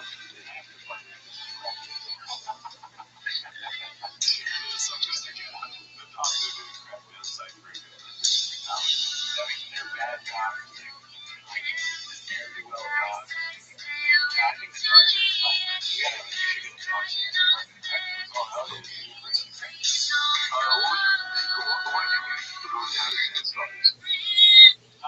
And don't be one of these 1-star, 10-star freaks, alright? I guess, I don't know, 8 or 9. I'll give it 10 stars. I don't think it's a 10. No, me neither. I think it's like a 7. 7? Yeah, I mean, it's really, I think it's enjoyable. That dude is really good at, like, making you want to watch a movie. Mama roll. This year going to the movie. John Terry, what's his name? Terry. John, oh yeah, dude. Go down to Yorgo Land. You got the Bad Street movies. Go on down to Beatrice's. I still don't. But yeah, no, everybody in it is good. I love that guy, Jesse Plemons, dude. He kills it every time. He's great. Yeah, I think it's pretty nuts, dude. Pretty good movie. I give it 7 stars. You think that there's any kind of possibility that they're aliens controlling stuff here? No, dude. I'm more of the we're alone type. Okay. You know, these freaks online say we're not alone. Sure. We're alone. You know, it's a lonely planet, right? Just us. A lonely galaxy, dude. A lonely universe. Alright. You're stuck on the planet, dude. You know? There's nothing out there, dude. Nothing that wants to mess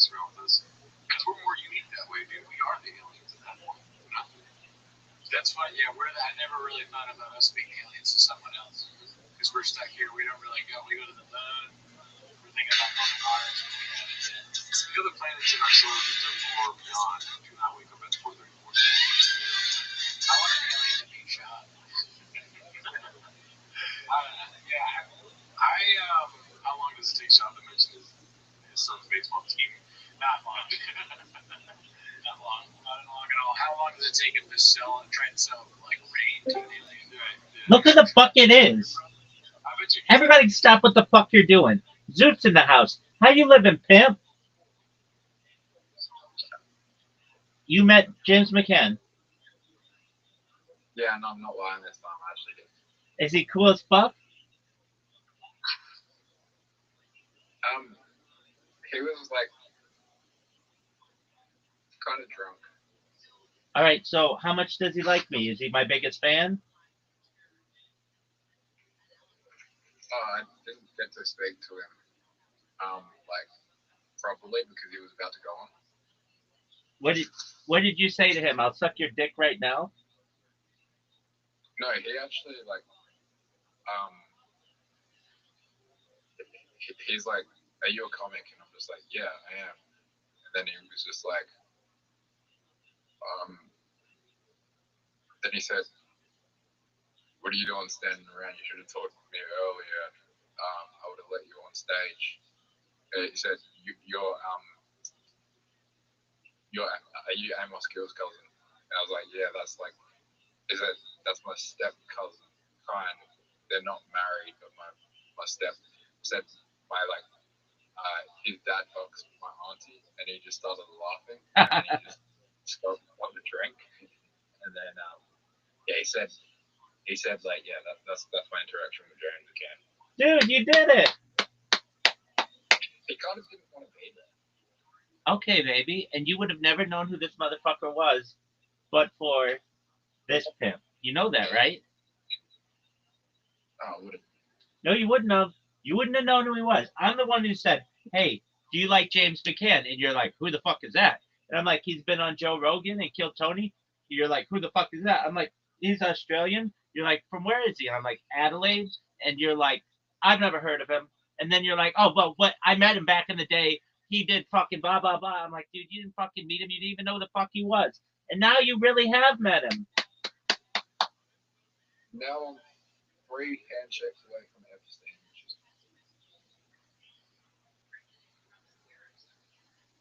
All right. I mean, Do you hear what I said? yeah, I don't know if that's how I would view my life, but okay. I'm 2 handshakes away from Trump and 3 handshakes away from Epstein. Okay. So, did he do well? Yeah, but I have to live under it. Dude, you fucking met him? Yeah, briefly. I know, but he knows who you are now. He was very like he did not want to do either. He was not prepared at all, and then he still manages to like put up a good show. Dude, I can't believe you met him. You wouldn't have known who this motherfucker is, but for me, and I introduced you to him basically. He's very talented in the sense that like he was just doing like so much like crowd work improv. Like his set was just like it was just like it was it's something else. All right, so it was like he wasn't like watching him live is like he's not like no, it was like this person just has something. Like he was very awkward off stage, like off the stage. He was very awkward. he was very awkward. Okay. Like he probably was nervous, but he felt like This was his second show of the night, so he kind of just didn't. It felt like he didn't want to be there. Right? You've said that like 8 times. I get that. I get he did not want to be there. That's cool though. So Zoot, you met him. You met your fucking hero.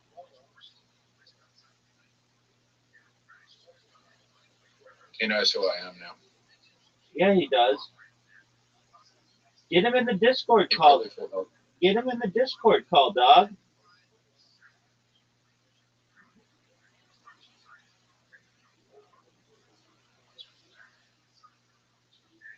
Zoot, are you super? Are you just fucking jazzed? yeah, this Dude. is a big deal. Dude, that's Maybe a his next show he does. dog. Later He's might the be biggest like comedian in the history of your country.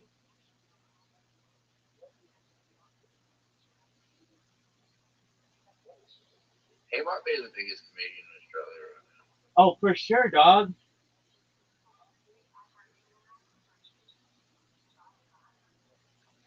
In Adelaide, definitely. No, dog. This motherfucker is giant.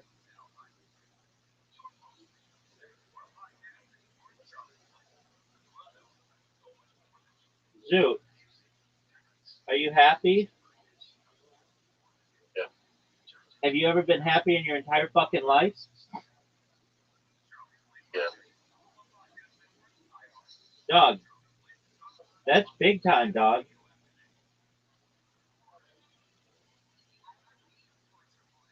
Dude, you're giant. You're like becoming a real fucking comic. When I met you, you weren't any of that shit. You weren't even a fucking anything. And now you're like becoming a real fucking comic. I'm 2 handshakes away from Joe Rogan. Aren't you one handshake away from Joe Rogan? Oh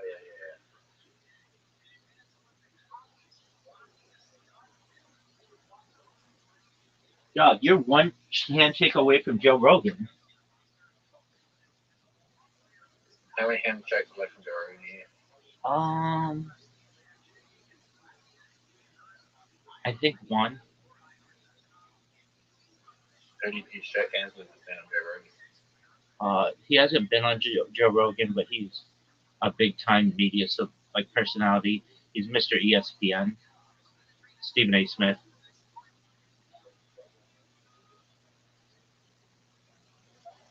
Not only did I shake hands with him, I had lunch with him. Is it on camera that they shook hands? Is it on camera that they shook hands? No, not to my knowledge. I mean, Yeah. maybe. I'll look it up.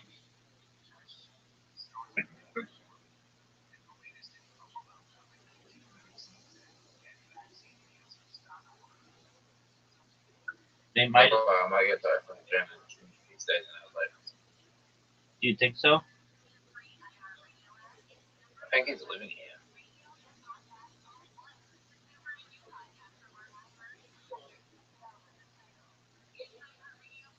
Do you think he will stay in Adelaide, or do you think he'll move? He'll definitely move. There's nothing to fucking do in Adelaide. Are you sure? I mean, it's not even the like third biggest fucking city in Australia, which there's nothing to do in Australia. If he wants to just be an Australian comic, then that's fine. But he doesn't. He's already shown that he can be very popular to a global audience. So I think he'll be Mr. Australia comedy. And what he'll do is he will tour the United States, tour perhaps Oceania, Asia, Europe, maybe South Africa or something. And then he might make his home base Adelaide because that's home. But do I think he'll just stay in Adelaide? No. You have like 2 comedy clubs. Like he needs something big. There's more than 2. Okay, even if you don't have 10,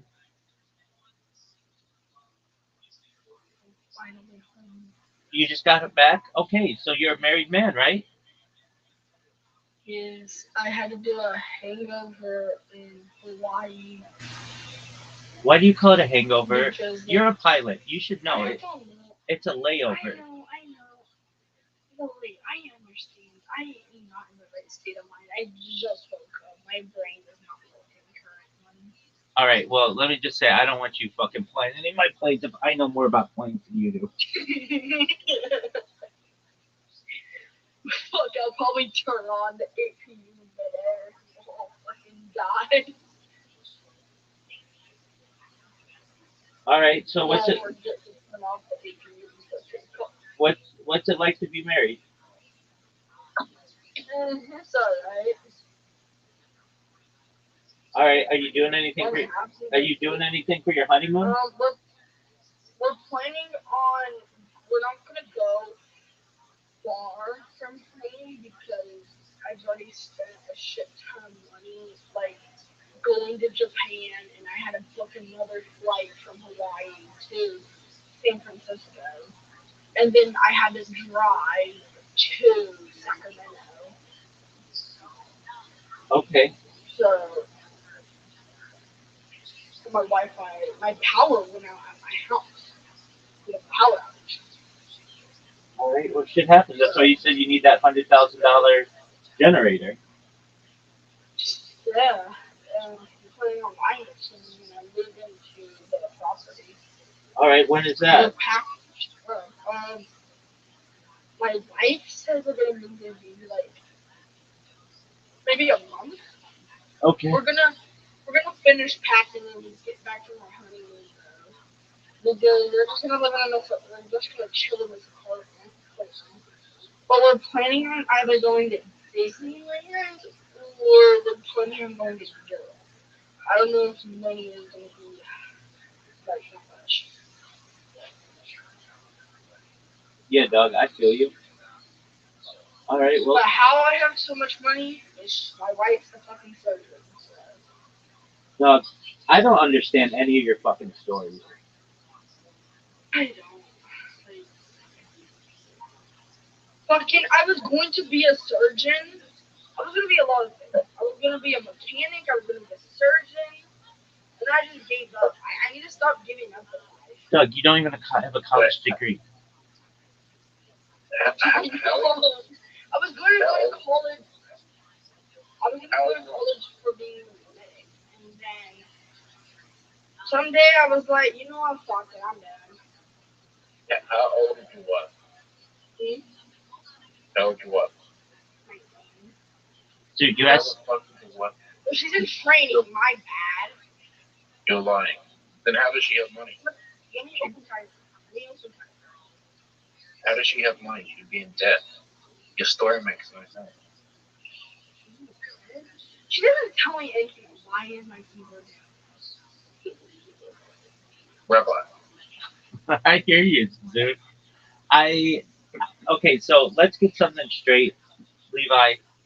You can't say that you're a pilot if you're not a pilot. You can't say you work for American Airlines if you don't work for American Airlines. Oh, there we go. You Okay. you can't say that your wife is a surgeon if she's doesn't even have a college degree. I mean, you just look foolish, and it makes you look like a huge liar. it makes him look like a child. I am familiar with Rabbi, how do you know this guy's actually 19?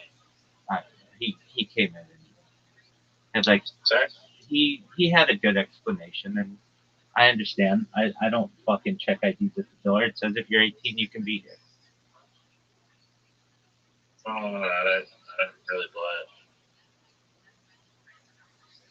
How do I know you're 18, Zoot?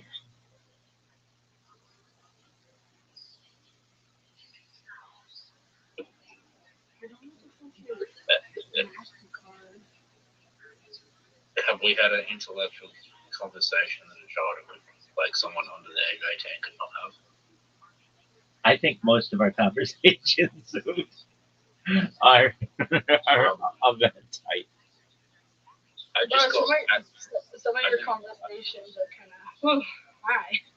How many venues have I told you I've been to that are 18 plus? Dog, he says he flies a plane. Come on, man. Like that. I think you have to be how old? I don't know. I think 16 to. It's 16 to be a private pilot. I'm pretty private pilot. But you can be 14 to start your training on ground, like learn your ground information, and then I'm pretty sure you can be 15 for your instrument license. How many hours? How many hours do you? How many hours do You you? have to have. How many hours? I have around maybe. Pretty sure I have 40,000 or at least 30 because you have to have a certain amount of hours as a trainee student, whatever you want to call it, flying an itty bitty Cessna to even get your fucking private license. I don't remember the amount of flight hours. I would have to do my research again. But and then you have to have a certain amount of flight hours to get into an airline. Some airlines are different than others. Yeah. Why did you say you worked for American Airlines though? Because I'm stupid sometimes. I don't think straight. That day I wasn't thinking straight. I'm a fly for American Airlines. I don't work for them. I'm a fly. Wait, how many hours did you say that you had? I have around 40,000. I don't think I have enough to even fly yet. You do realize that 40,000 hours is nearly 5 years. You've been doing this in your for. It is 40,000 fucking hours. That means you would have been spending every single hour, waking hour. Wait, you would be spending every single waking hour to get there. Pretty much every single waking hour for the last 5 years to get there. Levi, you're full of shit. Like former U.S. Air Force pilots from World War II don't have that many. Okay, so private pilot's license, PPL, requires 40 to 70,000 hours of flight time, which typically takes 3 to 6 months. Commercial and CPL requires 250 hours of flight time. Stop. You're not making sense. 40,000 hours is far more than 3 to 6 months.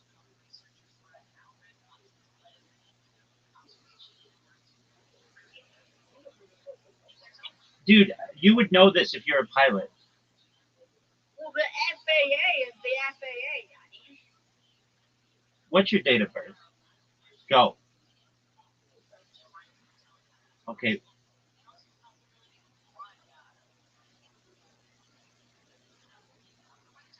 I mean, you've got a lot of questions when like there are only 100 living pilots that have 40,000 hours. So then this looks like just a line. No, not this website. You would know. You would know from your own experience. Dog, I've been living in a plane for the last 6 years. And you wouldn't call it a hangover. You would call it a layover. You recognize that you sound like you don't know what you're talking about.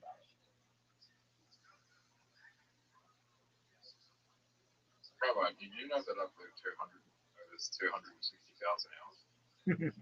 How many of those in a plane?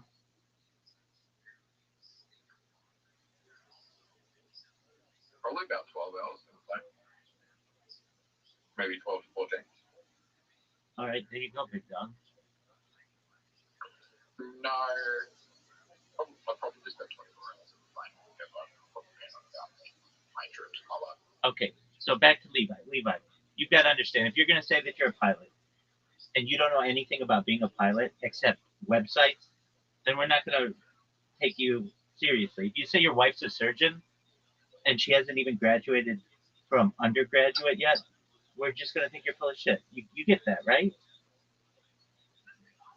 All right, so I'm going to give you another chance, okay? You're going to be honest with us. If you're not a pilot, that's fine. If you want to be a pilot, that's fine. If your wife wants to be a surgeon. That's absolutely fine. Is she in school? Is your wife in school? My wife is in school, and let me be completely fucking honest. I'm a lying sack of shit. I work at fucking McDonald's. All right. Did you really get married yesterday? Okay, so you work at McDonald's.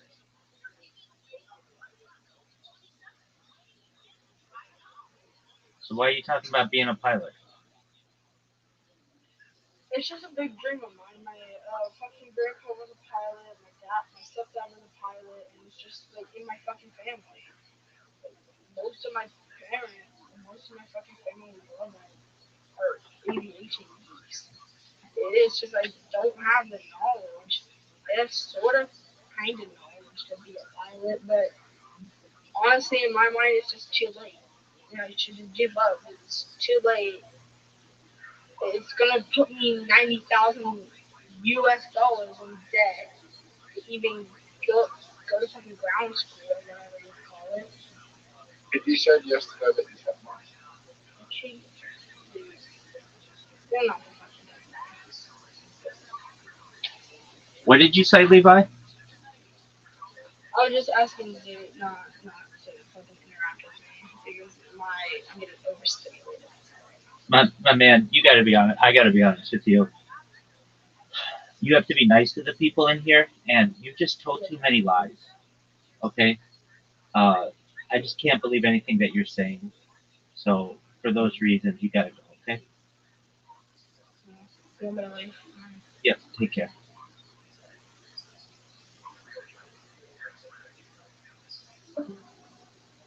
There you go, Zoo. You're so funny. You're like 40,000 hours. That would mean that you spent the last 5 years of your life in a plane.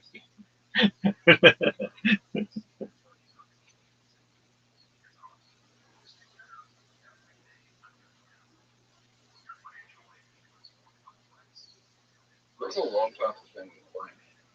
I'm in agreement with you.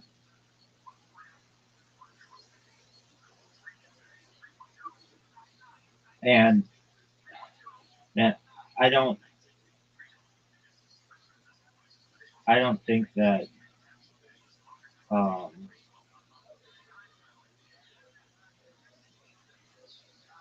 we just a lot. You raised a really good point. Um just a moment, I'm banning him. Um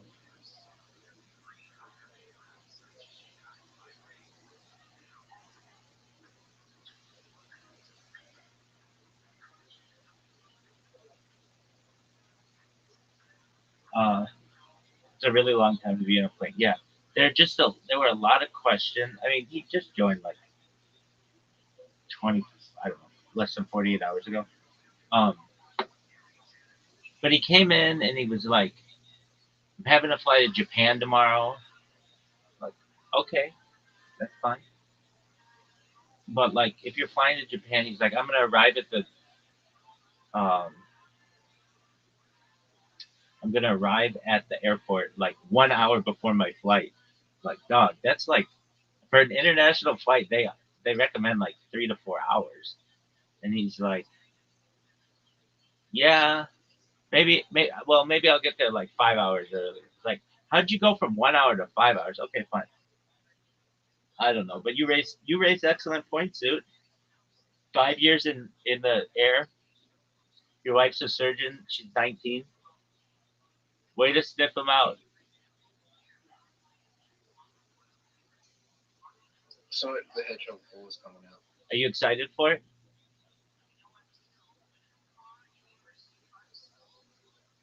Yeah, I haven't even seen what else on the hedgehog. Okay. I tried to give James McCann a Sonic the Hedgehog Ocarina puzzle. He didn't want it. Okay. I wouldn't either. I would be like, don't give me that shit. I don't want it. Why did you try to give it to him? So, Why did you try to give it to him? I don't fucking want it. All right, that's cool. So did he know your cousin?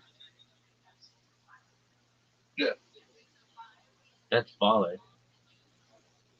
Are you We glad have that a podcast together. Are you glad that he did not invite you to do stand up?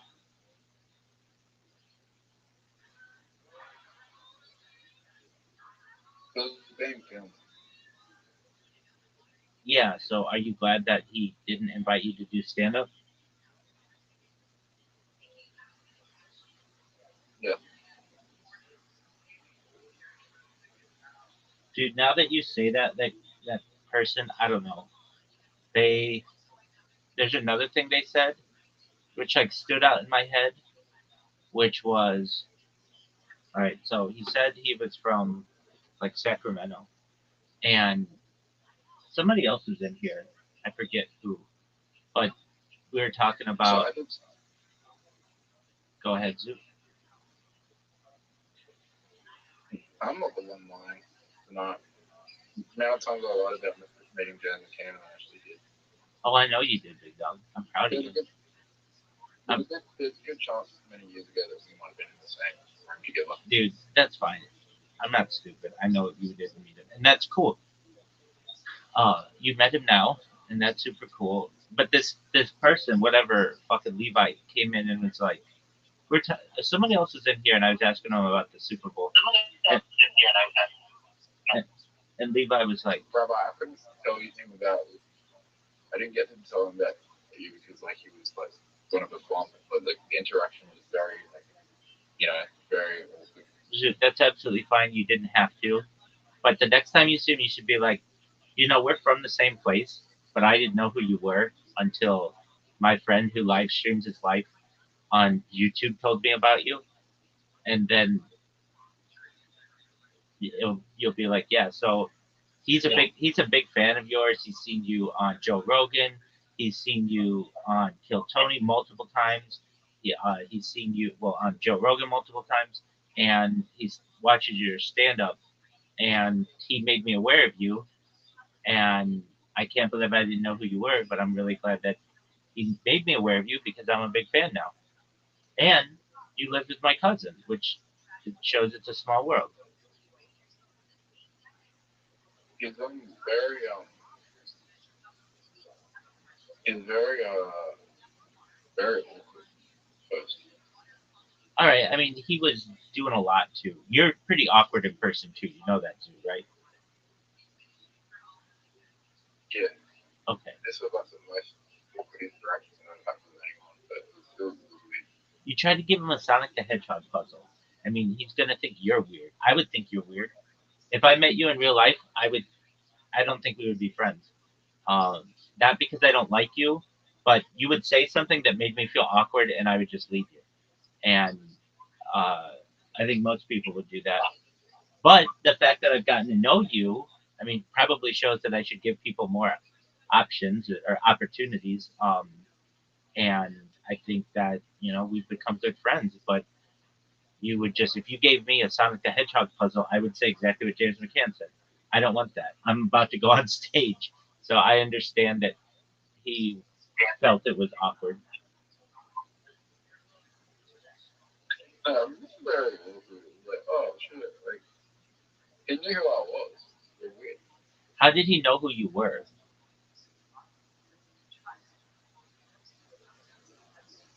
Remember that guy video I told you to watch of the guy eating the banana? Yeah, I said that was not funny and it was the worst video you ever seen. yeah, I watched that. It wasn't funny. He told me he told me who he was just like, God, I wish Henry Wilson was here right now. That's what he said. Why? I don't get that.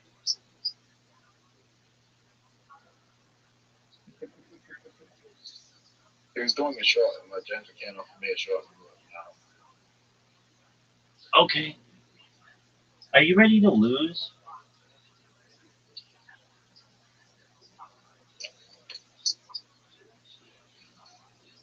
Henry Wilson is one of the Howard Milton might be like the most well-known person in Adelaide.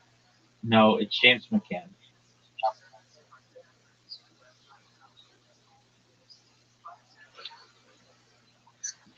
Zoot, you have an invitation. Like, I don't know like how, but he follows like everyone I'm following on Instagram. It's like, what the fuck? Dude, I can't believe you met James McCann. And you didn't know who. Zoot, why? Where? Oh, you hit. Good job.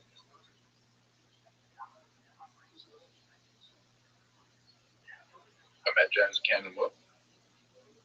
I'm proud of you, man. That's great. Oh, that's the move I was Who going did to. you meet? I didn't meet James McCann. You will one day. Dude, James McCann is going to suck my dick if I want him to. And I don't want him to, but he's going to be like, I'm going to make that motherfucker's career giant. I talk about him a lot on this stream. Oh, what a shot, Zoot. Zoot, that was fucking brilliant. Zoot, that Is was there anyone in Australia that could um the biggest people are Margot Robbie, no comedians? comedians. No, there's not. There's that guy. Who do you name? He's like part of. He became an American citizen. Who's that guy? Aaron Chen? No. Um. Oh, are you fucking serious? Are you fucking serious? Look at this shot. Are you fucking serious? Wow. Um. What is that guy's name? Uh. Who's the biggest comedian in Jim Australia? Jeffries. Jim Jeffries. Yeah. That guy. Um. I think James McCann's bigger than Jim Jeffries.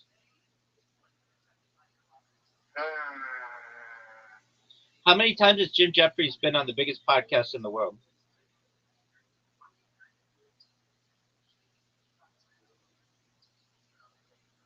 Joe Rogan? That's the biggest podcast in the world, dog. Isn't Kill Tony? No, Kill Tony's the largest live podcast in the world. How many subscribers does Joe Rogan have?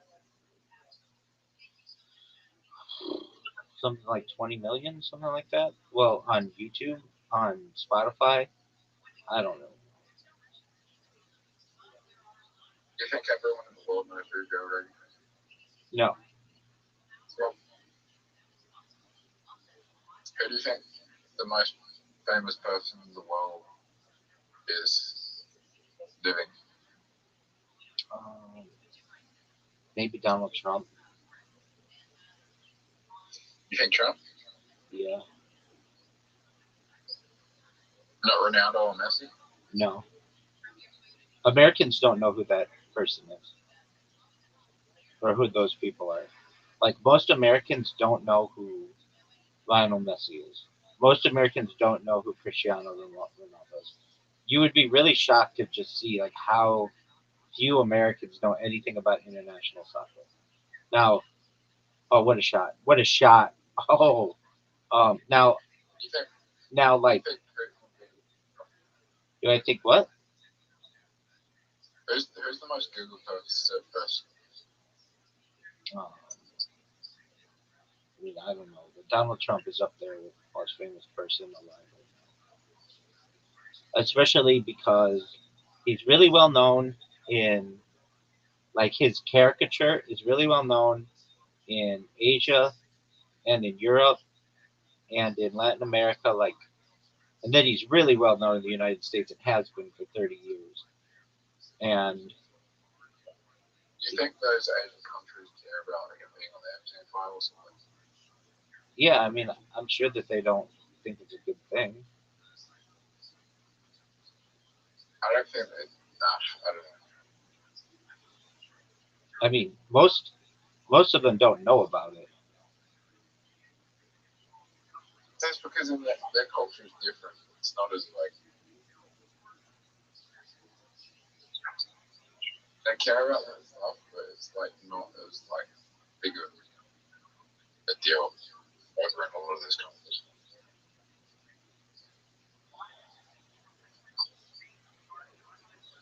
Zoot, I play that Chinese one. Zoot, I am so proud of you for meeting James McCann. Like, I really am. I give you more shit than anyone in your life. And I tell you this somewhat often, but again, I make fun of you a lot, but I do it in good heartedly, and I don't do it. I don't try to ever make fun of you to the point where I want to hurt you. I just like, could you laugh at yourself too sometimes? And you just sometimes I'll be like, wait, why did you do that? And you're like, I don't even know. I don't even know why I did it. Like, okay, and you do some funny stuff, and I have told you in on uh, some things that you've done, I've been really proud of you. You fought for yourself with that job with the solar company, and even though it didn't turn out the way you wanted, I'm proud that you didn't just back down, and I'm proud that you stood up to that guy. That was all really cool, and I'm proud of you for certainly just becoming a stand-up comic. Like, I'm proud of you for all the weight loss you went through and getting in really good shape and everything, and the fact that you said that you wanted to be a stand-up comedian, and you weren't that funny when you first started, and you didn't have any material, and you've developed it, and you've made friends, and you got up there and you did it, and then you got okay at it to the point where you were able to get on stage and entertain people, and you dealt with hecklers, and I'm proud of you for that, and you didn't give up when you bombed, and then you did well enough that you were able to do what you said for 6 months. You said, I want to do raw comedy. There's a chance to be on TV for it and everything. And I'm like, okay, let's see if you do it. And then you actually got up and did it, and you were successful to the point where you won as a wild card to be in the finals for your state. And now, on top of that, you met the biggest Australian comedian in the world. Those witnesses that they're saying allegedly killed Ian Watkins, one of the most disgusting pedophiles. Dude, what the fuck are you doing? Profits, and he was found completely and totally dead in a Dude! prison in Wales a couple of weeks. They're claiming that it's this dude, and this dude just completely and totally refuses to go to any court dates. He just said, "Fuck it." Dude, what are you doing? Dude could have done that would have made me like him more than No! I already do. Anybody trying to put money on somebody's books in prison in Wales? What do y'all think? What in the fuck are you doing? We're watching a video. Dog, I don't want to hear those kinds of fucking things.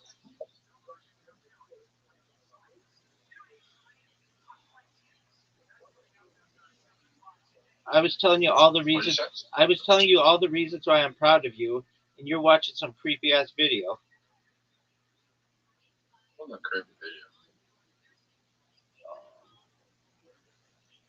Okay.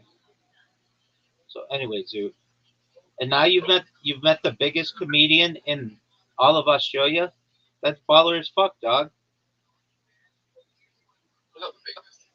He is the biggest. It's not bad.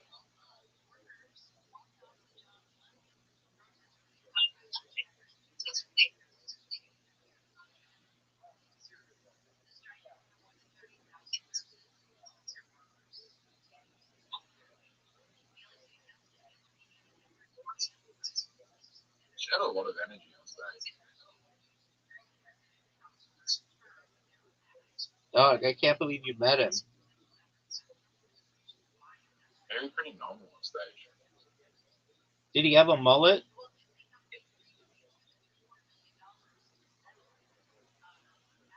Kind of.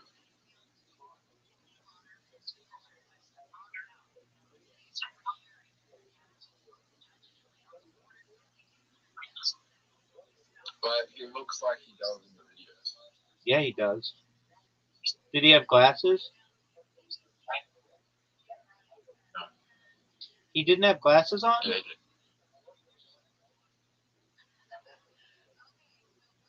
And he knows who you are.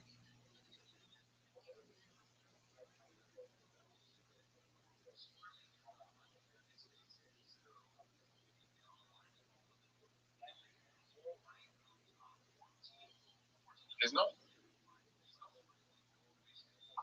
He's pretty medium build as well. Like he's not like he's not as like fat as he looks on camera.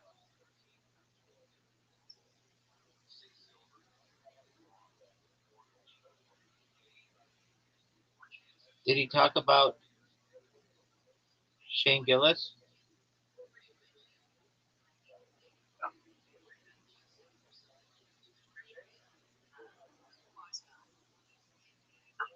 He talked about Adelaide more than anything.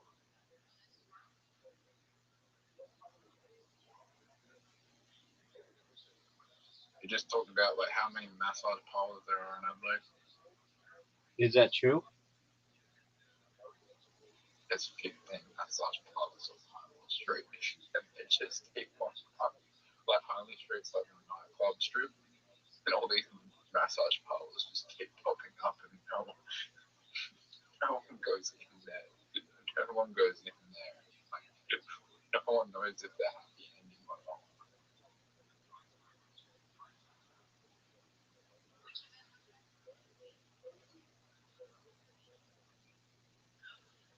Rabbi, if you saw a massage parlor called Swedish and Chinese massage, what would you think was going on there? Happy endings? You think so? Yeah, Doug. If it has the word Chinese in it, at least in the LA, that means happy ending.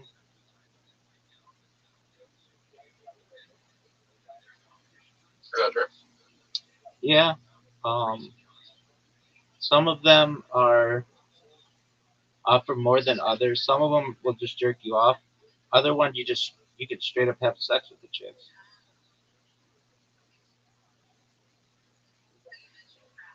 Have you been to one? Allegedly, I'm the king of those motherfuckers. Have you been to one of them? Allegedly, I'm the king of those motherfuckers.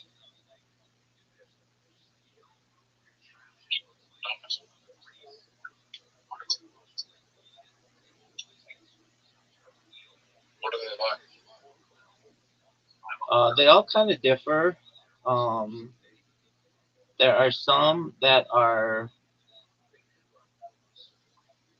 like, um, I mean, like, I don't want to describe it. Like, some of them advertise online, like, uh, what they offer. Like, you can basically go and they have, like, reviews online for what they offer and how hot the chicks are.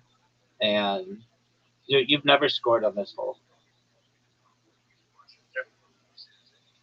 And, um, like, depending on the place, there's, like, what's called uh, uh, like a what do they call that lady? Mom, like the Asian lady who, what do they call her? Like a ma, some. It's like like an older Asian woman who like runs the place, and um, then they usually have like women from China or just the Far East who will give you a massage. Usually, all the massages are basically like the same price anywhere in LA.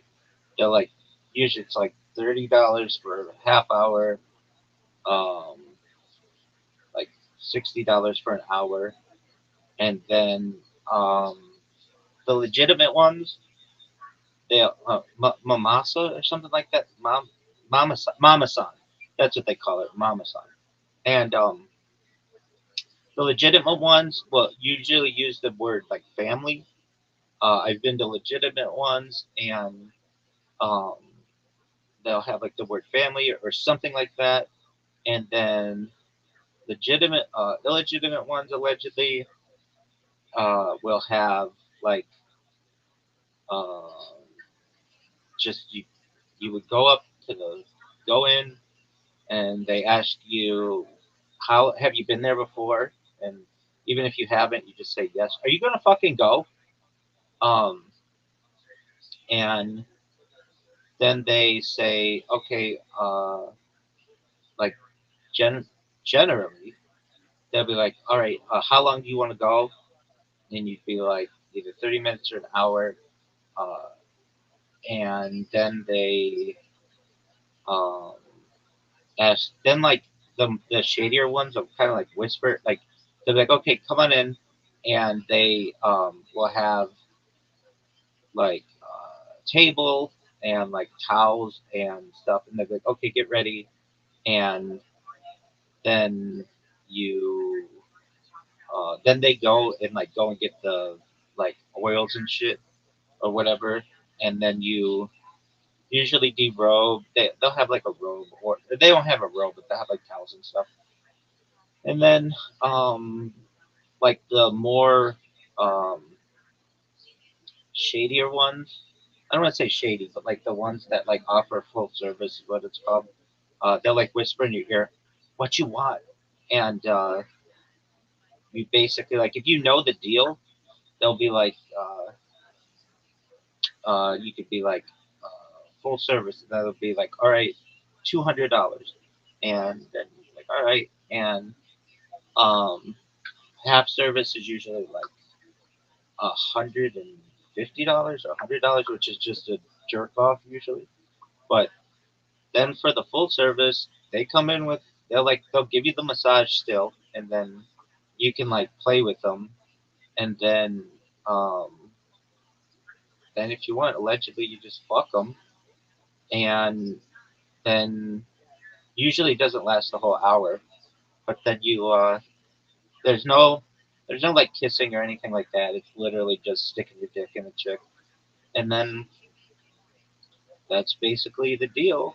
And uh, you don't have to tip extra after that. So the whole deal usually costs like $250, $260, something like that.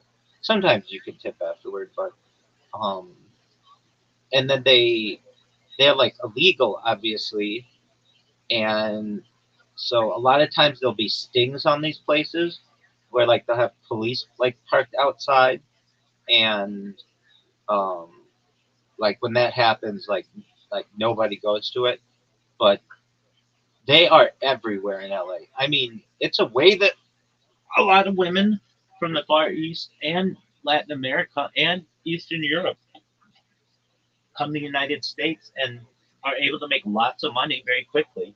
Um, I've heard of some of them that they uh, they offer full service, but they'll just lock the whole place once you go in, and you go and just have sex with the chick, and then you know, then that's the end of that. I've heard of um, I mean, they're just like basically um,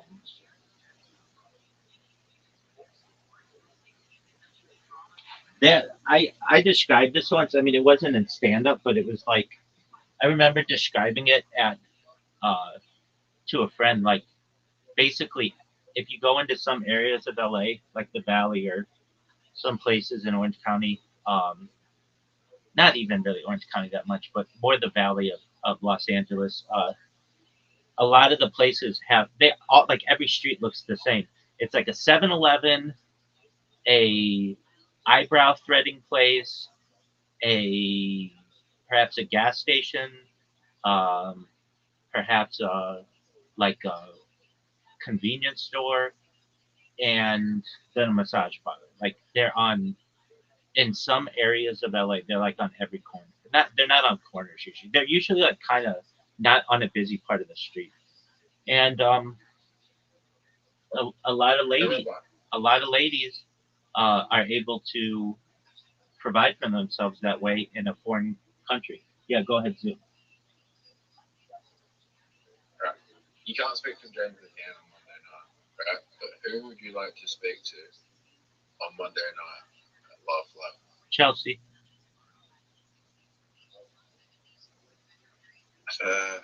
Possibility. Yeah, dog. Me and Chelsea don't talk. All right. But you can say, hey, my friend is a big fan of your comedy. He's seen you on podcasts and he wants to talk with you.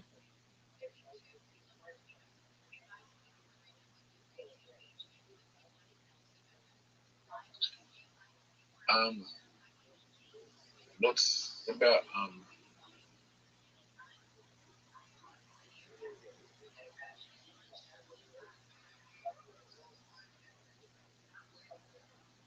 what's name name name someone else. Who's that blonde? Ellie Dan. Yeah, that chick. That's probably more possible. All right, but I want to talk with Chelsea. And I'm going to tell her, dude, we talk about you all the time. You're a celebrity on my fucking street. I That's a always, bit weird. dude, no, she'd understand. She'd be down. I'd be like, I ask Zoot every fucking day if he's munched your box. Zoot, I wouldn't do Yeah, it. I'm not even into this. I know, I I'm not wouldn't. even into this. I know, Zoot. I just do that to bust your balls, dog. I've met Riser's family, and I was very nice with them, and I was very professional with them. Uh, I wouldn't do anything to embarrass her. There's more girls than just her there. I know she's the one I want to talk to, though. I've seen most of her. I've seen her comedy. I've seen like everything she does on Instagram and stuff, and uh, I've seen her on podcasts. And the reason why she comes up in my mind is because that one time.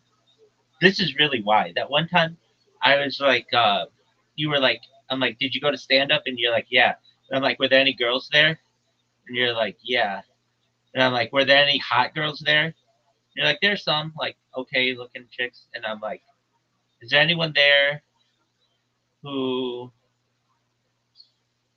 uh who who's talented or something like that?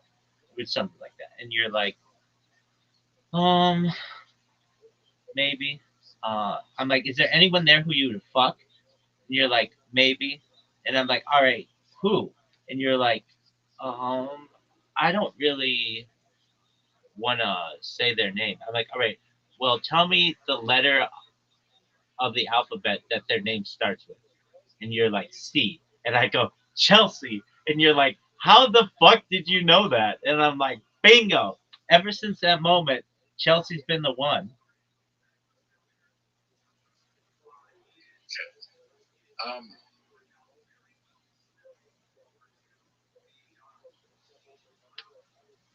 Chelsea. There's other girls. There's other girls. Um,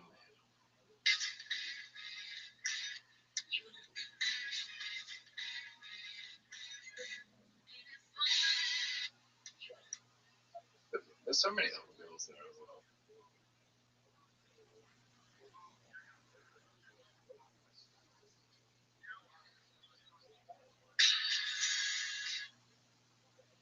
All right. So Chelsea, right? Actually, like, there's a girl. It's like she's married, right? That I went to school with. That like she was at the event. Like she's like, oh, I know who. Like she said to Chelsea, like, do you know who that is? Like, yeah, we went to school together.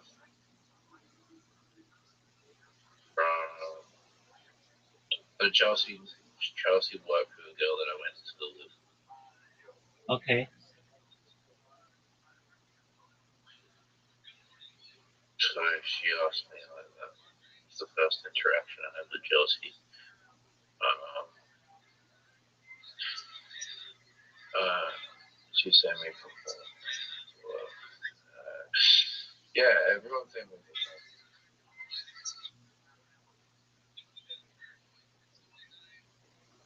Everyone's saying it's performative.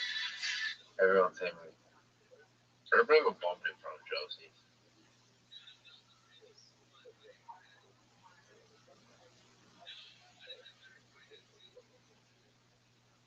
Okay. I did have a really awkward. I did have a really awkward set. She was like, there was like 20 people in the room, and all I could see was like she was sitting like close to the front, so all I could see when I looked up was her face, and it was just like, that was a hard set to do. Okay. What's your favorite female singer? What? Who's your favorite female singer ever?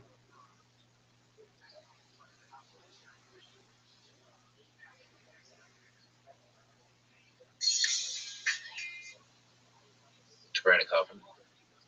Would you munch Sabrina Carpenter's box?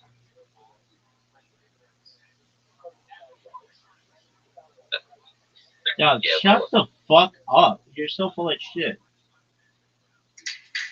said, yeah, of course. Alright. Who was Sabrina Carpenter is a very attractive woman. you don't think she looks at all fucked up? You don't think it's weird that she has fucking black eyebrows and blonde hair?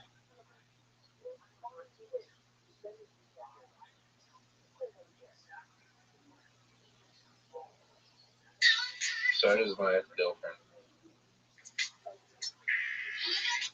Do you know that Sabrina Carpenter's aunt is the voice of Bart Simpson? What'd you say? That's a cover up. Yeah, dog. Wow, you know that you're shit. You know that. Oh my god. What, Zoo? What happened, big dog?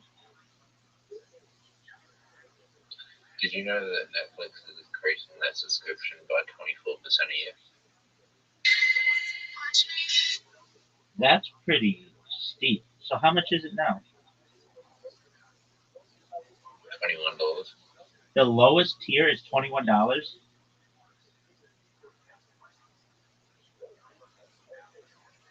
Dog, That's how much it is for Netflix. Doug, I remember when fucking Netflix was $5 fucking dollars, and it wasn't that long ago. I remember when yes. I remember when Netflix was by mail.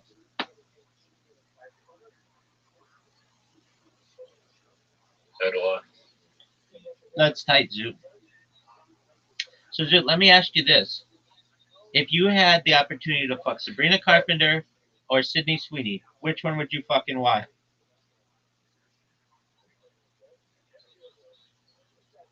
Sydney Sweeney. All right. What if it were Sabrina Carpenter and Dua Lipa against Sydney Sweeney? It's Sydney Sweeney. Is there any chick who you would fuck over Sydney Sweeney?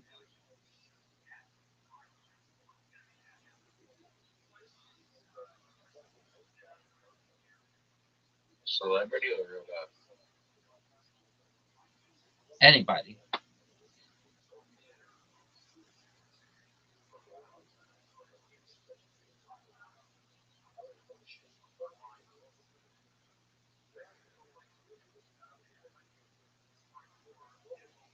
Yeah, this girl's in real life. That's right.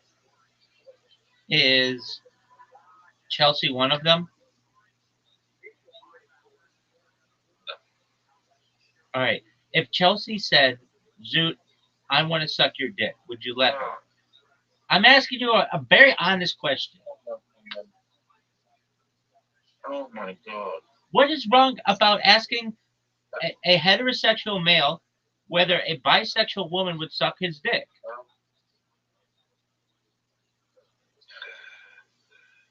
You're very awkward. That's not awkward. That's Well, completely a normal question. Would you let Chelsea suck your dick? Yes or no? my standards aren't that high anymore, so probably. She's a legal adult, so that's pretty much my standards, man. Yeah, dog. Did you ever see her stand up about Tinder? Yeah. Yeah, that's a weird thing that you guys have going on in Australia. Well, Like, what's the age of consent in Adelaide? Is it like 16 or 17? 17. 17. But it's not that way in all of Australia, right? It's 16 everywhere else but Australia. There you go. And is there a reason for that? What? Is like South Australia like more conservative or something?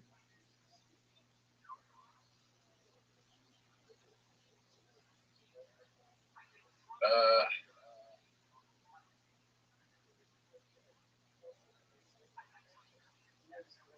why is it 17? It's more. It's more to protect them in high school. Yeah, but I mean, like high school relationships. well, anyway, so Chelsea tells that story where she's like, I was on Tinder before I was 18, and I put in my profile that I was 17, and all these people, but not just men and women, like swiped right on me or whatever. And that made me realize that not just men are creeps, but women are creeps as well. But here's the thing, which is I find to be interesting. Uh, Swiping, like a lot of people don't pay attention when they're swiping right.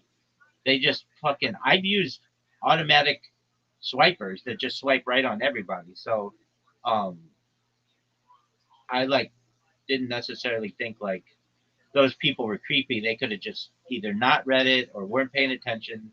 They were to assume, and I think rightfully so, that if she was on that app, she's 18 years old.